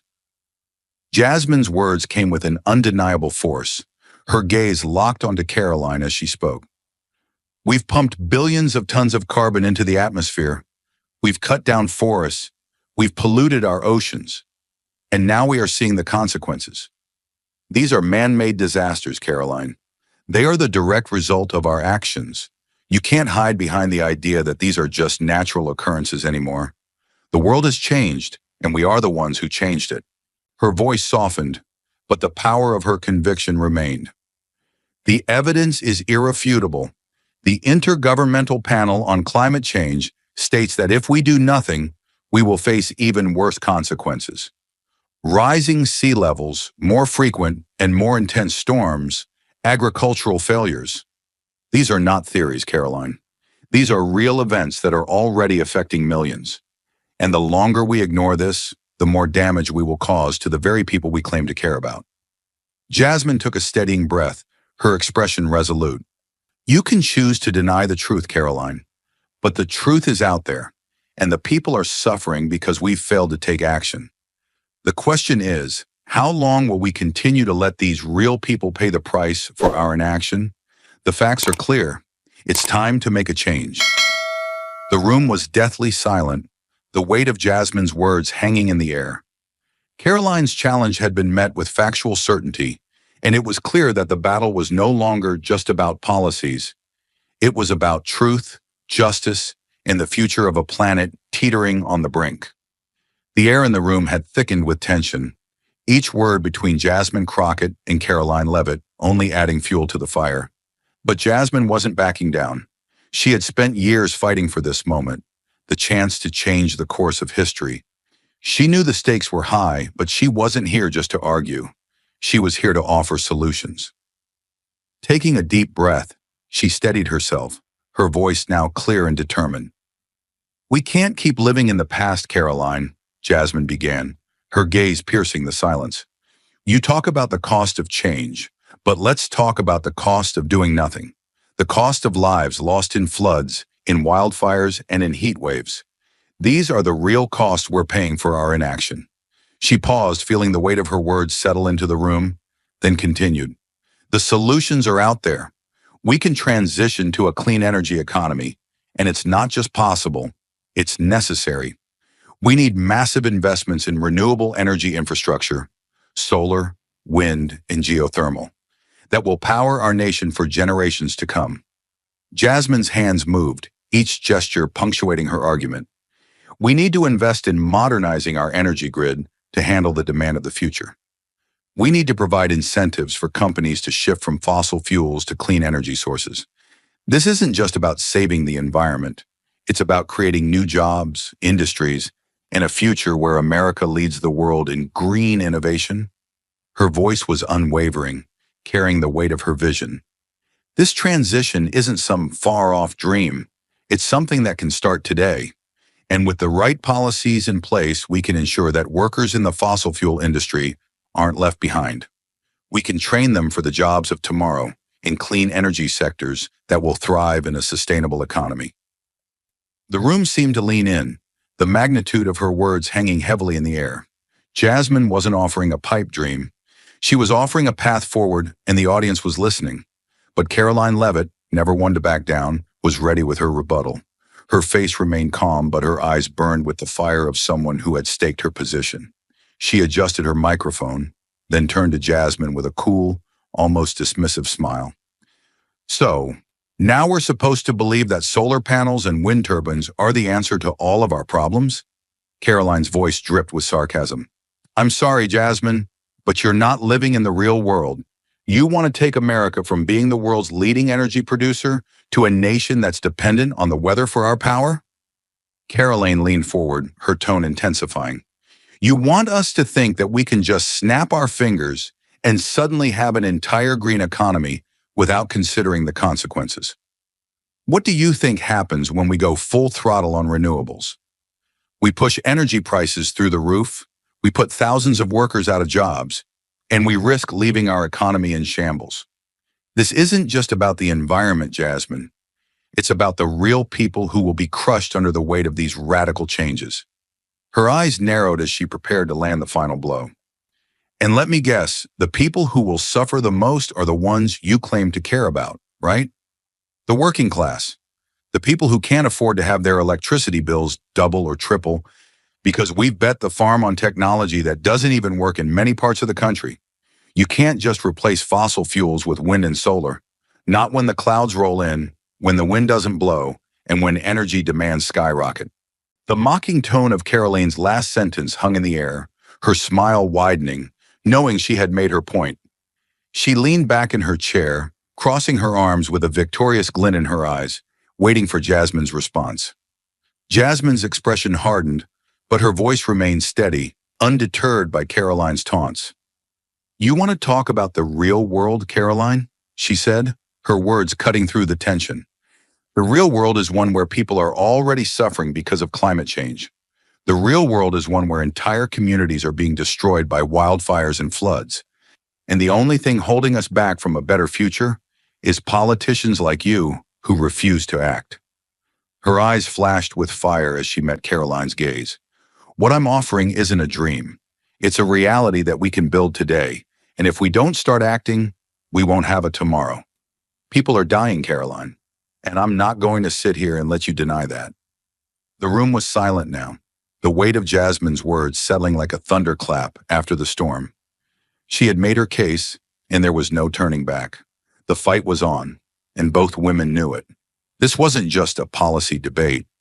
This was a battle for the future. The debate had taken on a fever pitch, the room humming with palpable tension. Jasmine Crockett had made her case, had laid out the facts and figures that couldn't be ignored. But now the gloves were off. Caroline Levitt wasn't just defending her point. She was defending an entire way of life, a system that had long protected the interests of the wealthy elite. And Jasmine wasn't about to let that go unchallenged. Her voice rang out, cutting through the stillness of the room with the fury of someone who had seen the consequences of complacency firsthand. You sit here, Caroline, talking about the economy, talking about jobs, but let's call this what it really is, she said, her words sharp as steel.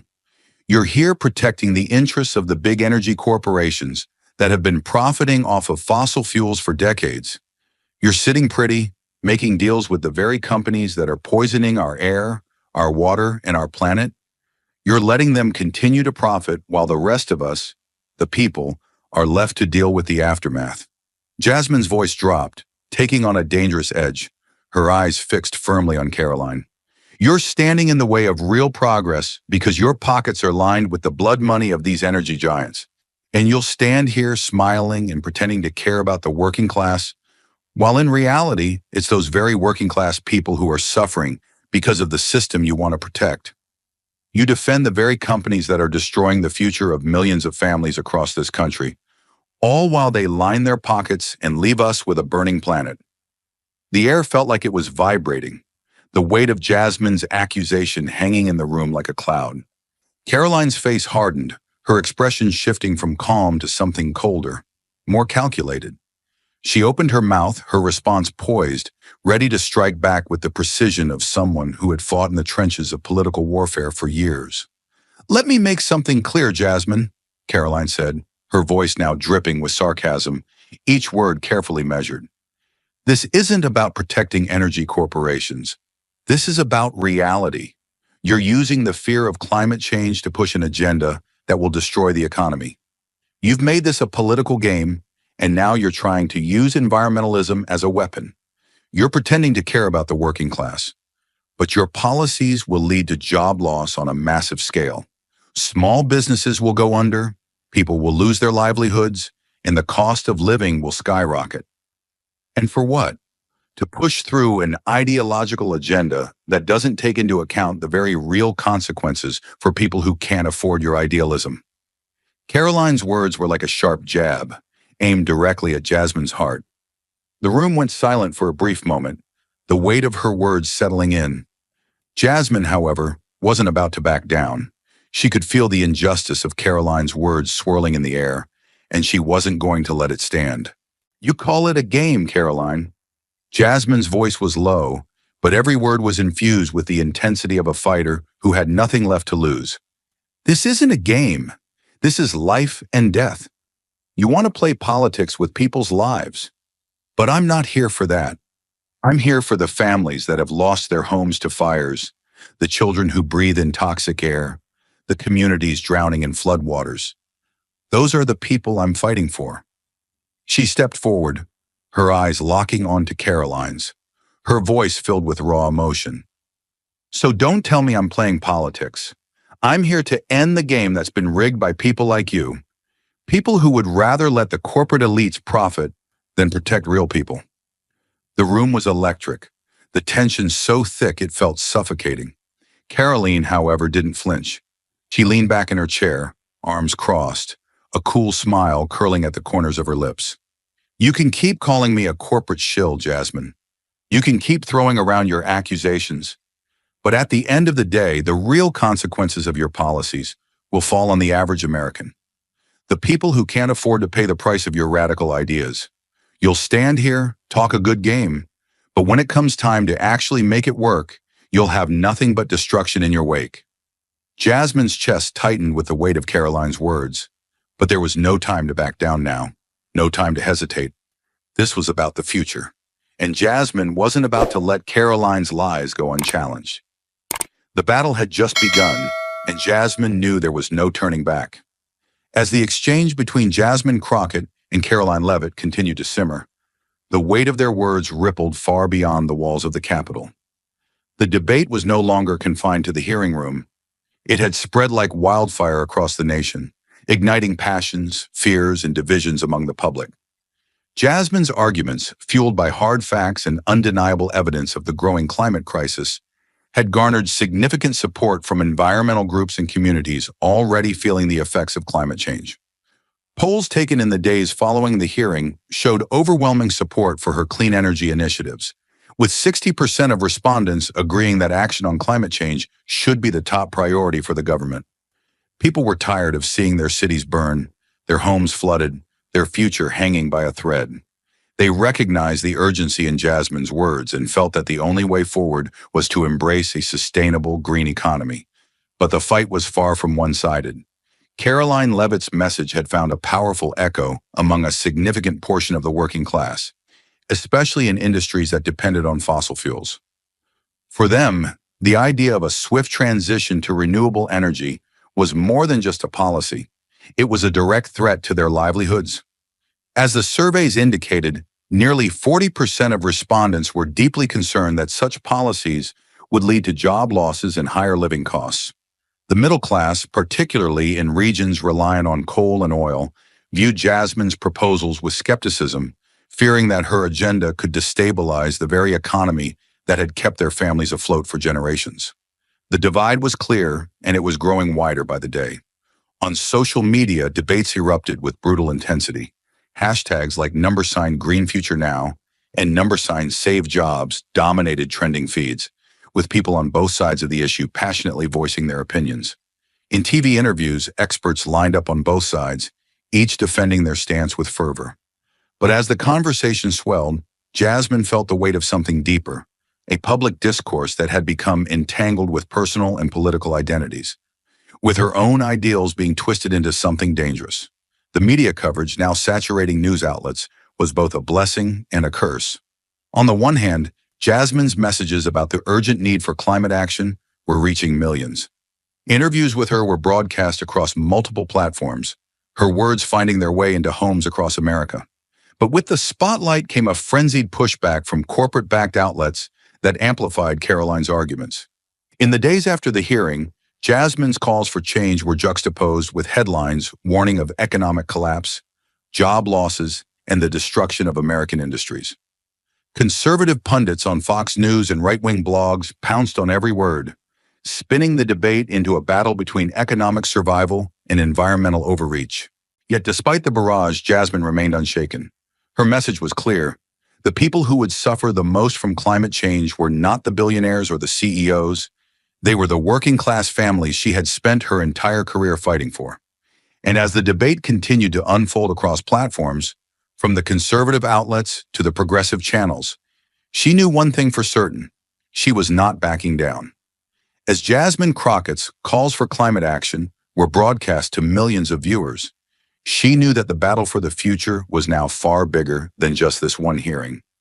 It was a national conversation, and every word, every movement she made would determine whether she was fighting for the people or for the system that had left them behind. The air in the room was thick with tension, every eye in the chamber trained on Jasmine Crockett as she stepped up to the microphone. The debate had reached its climax, and the weight of the moment was suffocating. The arguments, the accusations, the back and forth, all had led to this. She could feel the eyes of the nation upon her, but she stood tall, her heart pounding with purpose. This wasn't just about energy policy anymore. It was about the very future of the planet, the future of those vulnerable communities that had been ignored for far too long. Taking a deep breath, Jasmine Crockett began her closing statement, her voice unwavering but filled with quiet intensity. I stand here today not just as a congresswoman, but as a mother, as a daughter, as someone who believes in the power of this nation to make a change. We are at a crossroads, and the decision we make today will determine the fate of future generations. There is no turning back after this. This isn't just another policy debate. This is a fight for the very survival of our planet. Her words cut through the room, each sentence deliberate, each pause adding weight to the message. What we choose today will shape the world our children inherit. We can continue down this path of inaction, watching as climate disasters destroy entire communities. Or we can make the bold decision to act. And if we choose to do nothing, we will look back on this moment as the point where we let our future slip through our fingers. Jasmine's eyes locked onto Caroline Levitt, her voice taking on an even sharper edge. You can choose to keep protecting the profits of a few corporate giants, Caroline. But know this, those giants are not the ones who will drown when the floods come or suffocate when the wildfires rage. The ones who will pay the price are the working-class families who have no escape. The ones who will be left to pick up the pieces are the people you claim to defend. And I won't sit idly by and watch them be abandoned any longer. A silence swept over the room as Jasmine's words hung in the air. The weight of her message was undeniable. The future was at stake. She could feel the pressure building, but her resolve only strengthened. This is not a debate about politics. This is a fight for life, the lives of millions of people who are already suffering. This is about justice, not just for the environment, but for every person who has been left behind by a system that favors profit over people. She took a step forward, her voice rising with passion. We must take a comprehensive approach to climate change. We need to invest in renewable energy, in green jobs, in a future that doesn't sacrifice the working class on the altar of corporate greed. We need to invest in sustainable solutions, not just because it's the right thing to do, but because it's the only thing that will guarantee a safe, secure future for our children and grandchildren. Jasmine's eyes swept over the room one last time, her gaze steady and unyielding. The choice is ours. We can continue down this path of destruction, or we can build something better. A future where we don't just survive, we thrive. A future where we protect the planet, our economy, and our people all at the same time. I know which future I want to fight for, and I hope you'll join me in that fight. Her final words echoed through the chamber, resonating with the force of a rallying cry. The room held its breath as Jasmine stood tall, unwavering in her conviction. She had laid down the gauntlet. The question now was whether the rest of the country would rise to the challenge. The room seemed to hold its breath as the debate reached its final moments. Jasmine Crockett had made her case with unwavering conviction, and the room was electric with the force of her words. But now it was time for the last words, the final showdown. She could feel the eyes of everyone in the room and the weight of the nation's future on her shoulders. The time for debate was over. It was time for action. She stood tall, her voice steady but filled with the fire of someone who knew exactly what was at stake. "Let me be clear," Jasmine began, her gaze piercing as she turned to face Caroline Levitt. "The future of this planet is not some political chess game. The decisions we make today will determine whether we leave a livable world for our children or a broken, devastated planet. And I won't stand by while the future of our planet is sold off for short-term profits." Her words hit with the force of a thunderclap, and for a brief moment, the room was completely still, as if everyone was waiting for the storm that would inevitably follow. Jasmine's voice grew more intense, each word more powerful than the last. "You talk about the economy, Caroline, but what good is an economy if the world is burning? What good is a booming stock market when our cities are sinking under rising sea levels? The economy won't matter when the planet is no longer able to sustain us. So I won't apologize for pushing for change, because the cost of inaction is far too high to ignore any longer." There was a fire in Jasmine's eyes now, a fierce, unyielding anger that refused to be extinguished. She turned her gaze to the crowd, her voice rising. "We are in the fight of our lives and we will win it, not just for the planet, but for the people who have been left behind by the current system, the people whose lives are being ravaged by floods, wildfires, and unbearable heat waves.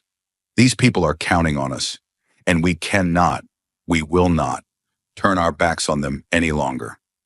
As the final words left her lips, Caroline Leavitt's eyes flashed with a mixture of defiance and calculation. She didn't flinch. If anything, her resolve only seemed to grow stronger. She leaned forward, her voice cutting through the silence like a sharp blade. You think you're saving the planet, Jasmine, but you're not. What you're really doing is playing politics with the lives of millions of Americans. You talk about saving the environment, but what about saving the economy? What about the people who rely on stable jobs, on affordable energy, on a future they can actually count on?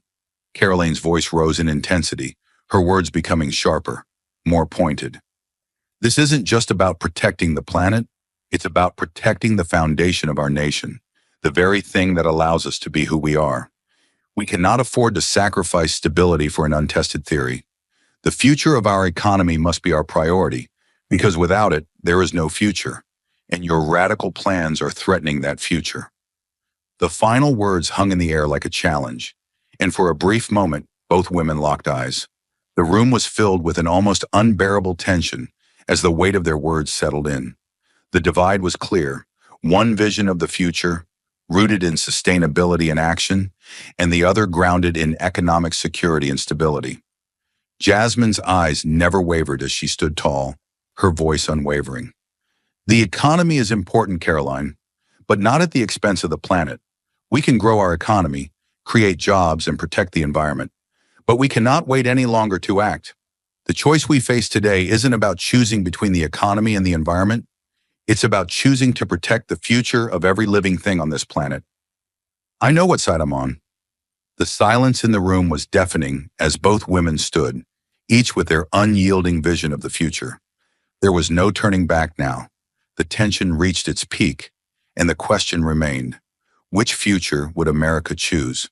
Would they stand with Jasmine, fighting for the planet and its people? Or would they fall in line with Caroline, whose vision of stability was rooted in a broken system? The next steps were now in the hands of the lawmakers and the people. The fight was far from over, but one thing was certain. It was a fight for the future. The debate had ended, but the fight was far from over. As the audience dispersed and the cameras turned off, the consequences of the clash between Jasmine Crockett and Caroline Leavitt began to unfold. The nation was divided, two visions of the future, each one vying for the heart of America. The polling data started rolling in, and the numbers were as stark as they were revealing. Jasmine's words had resonated deeply with those who were already on the front lines of climate change. People in coastal cities that had seen their shores eaten away by rising tides. Families who had suffered the wrath of wildfires and droughts. Environmental activists, students, and young professionals who saw climate change as the greatest existential threat to their future. According to the latest polling from major media outlets, over 60% of respondents supported Jasmine's calls for bold action on climate change. The support was overwhelming, particularly among urban voters and those from areas heavily impacted by extreme weather. The hashtag #GreenFutureNow became a rallying cry across social media platforms, with environmentalists and concerned citizens sharing stories of disaster and hope alike. But on the other side, the numbers were clear. Caroline Leavitt had captured the hearts of many in rural areas and working-class communities who feared the consequences of rapid energy shifts. People who worked in coal mines, oil fields, and natural gas plants, the heart of America's energy sector, viewed Jasmine's vision as a direct threat to their jobs and their families' livelihoods. The polling showed a strong backlash from these voters, with 40% expressing deep concern over the loss of energy independence and the rising costs of renewable energy. For many, Caroline's message about job security and economic stability resonated louder than the warnings of a burning planet. The divide was sharp, each side entrenched in their beliefs, unwilling to give an inch. Jasmine had gained the favor of those fighting for future generations, but Caroline had spoken to those concerned with the present, their families, and their jobs. The debate was more than just an ideological clash. It had become a battle over what kind of future America would choose. Would they embrace the inevitable shift toward a cleaner, greener world, or would they hold on to the status quo at all costs? As the numbers continued to roll in, it became increasingly clear that this debate wasn't just about policy. It was about the future direction of the country. The polling data reflected a nation divided, each side standing firm in their belief that their vision would protect the American dream. Jasmine, with her calls for immediate change to tackle climate change, had garnered the support of those eager for sustainability, but she had also alienated a significant portion of the population who were deeply afraid of the economic consequences. For Caroline, it was the opposite. Her message resonated with those who prioritized immediate economic survival, but those who aligned with her were reluctant to accept the looming environmental threats. Her stance had helped her maintain the loyalty of blue-collar workers, but she was losing ground with those who were focused on long-term survival in a world ravaged by climate change. As the days passed, the consequences of this debate became even clearer. This wasn't just about a temporary political win. It was about how energy policy would be shaped for the next decade, or longer. Would Jasmine Crockett's vision of a clean energy economy become the future of the United States? Or would Caroline Leavitt's cautious approach, focused on economic stability and protecting existing industries, define the national discourse? The political landscape had shifted. The debate had exposed a deep fracture in the national conversation about the future of America's energy sector.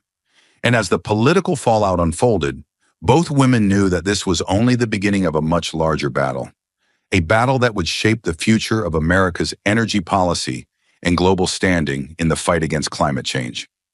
As the dust settled from the heated debate and the cameras flashed their final moments, Jasmine Crockett stood alone, her heart racing, her mind consumed with the weight of what had just transpired. The public had seen the clash, the sharp exchanges, the fiery accusations, but the real battle, the one beneath the surface, was still raging within her.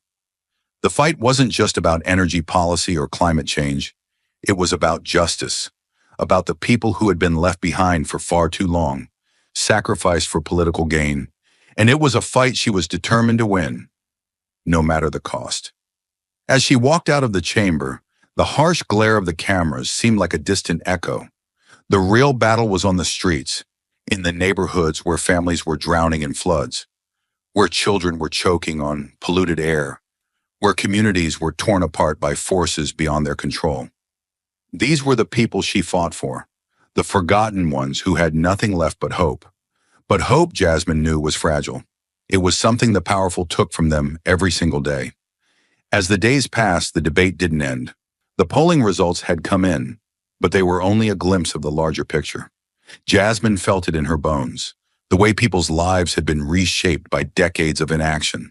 For every person who now stood with her, there were 10 more who still believed that their livelihoods depended on the status quo. They had been told over and over that energy was their only security, but Jasmine knew better. She knew that true security came not from fossil fuels, but from creating a future where everyone could thrive, where no one was left to suffocate in the wake of disaster. She couldn't stop thinking about the families she had met in Texas, those victims of the flooding. Their voices echoed in her ears, their faces branded in her mind. They had been through more than she could ever imagine. And yet, when she stepped into that room, surrounded by powerful interests trying to keep the system just the way it was, she realized how deeply ingrained the injustice ran. People were suffering, and the system that was supposed to protect them was only making things worse. The fight for change wasn't just about policy. It was about facing an entire system built on greed and apathy, a system that ignored the needs of the many in favor of the few. And yet, Jasmine couldn't afford to look away. She couldn't afford to stop. For every corporate lobbyist in the room trying to maintain the status quo, there were countless others whose voices had been drowned out. The powerful spoke in the halls of Congress, while the weak were forced to pick up the pieces of a broken world.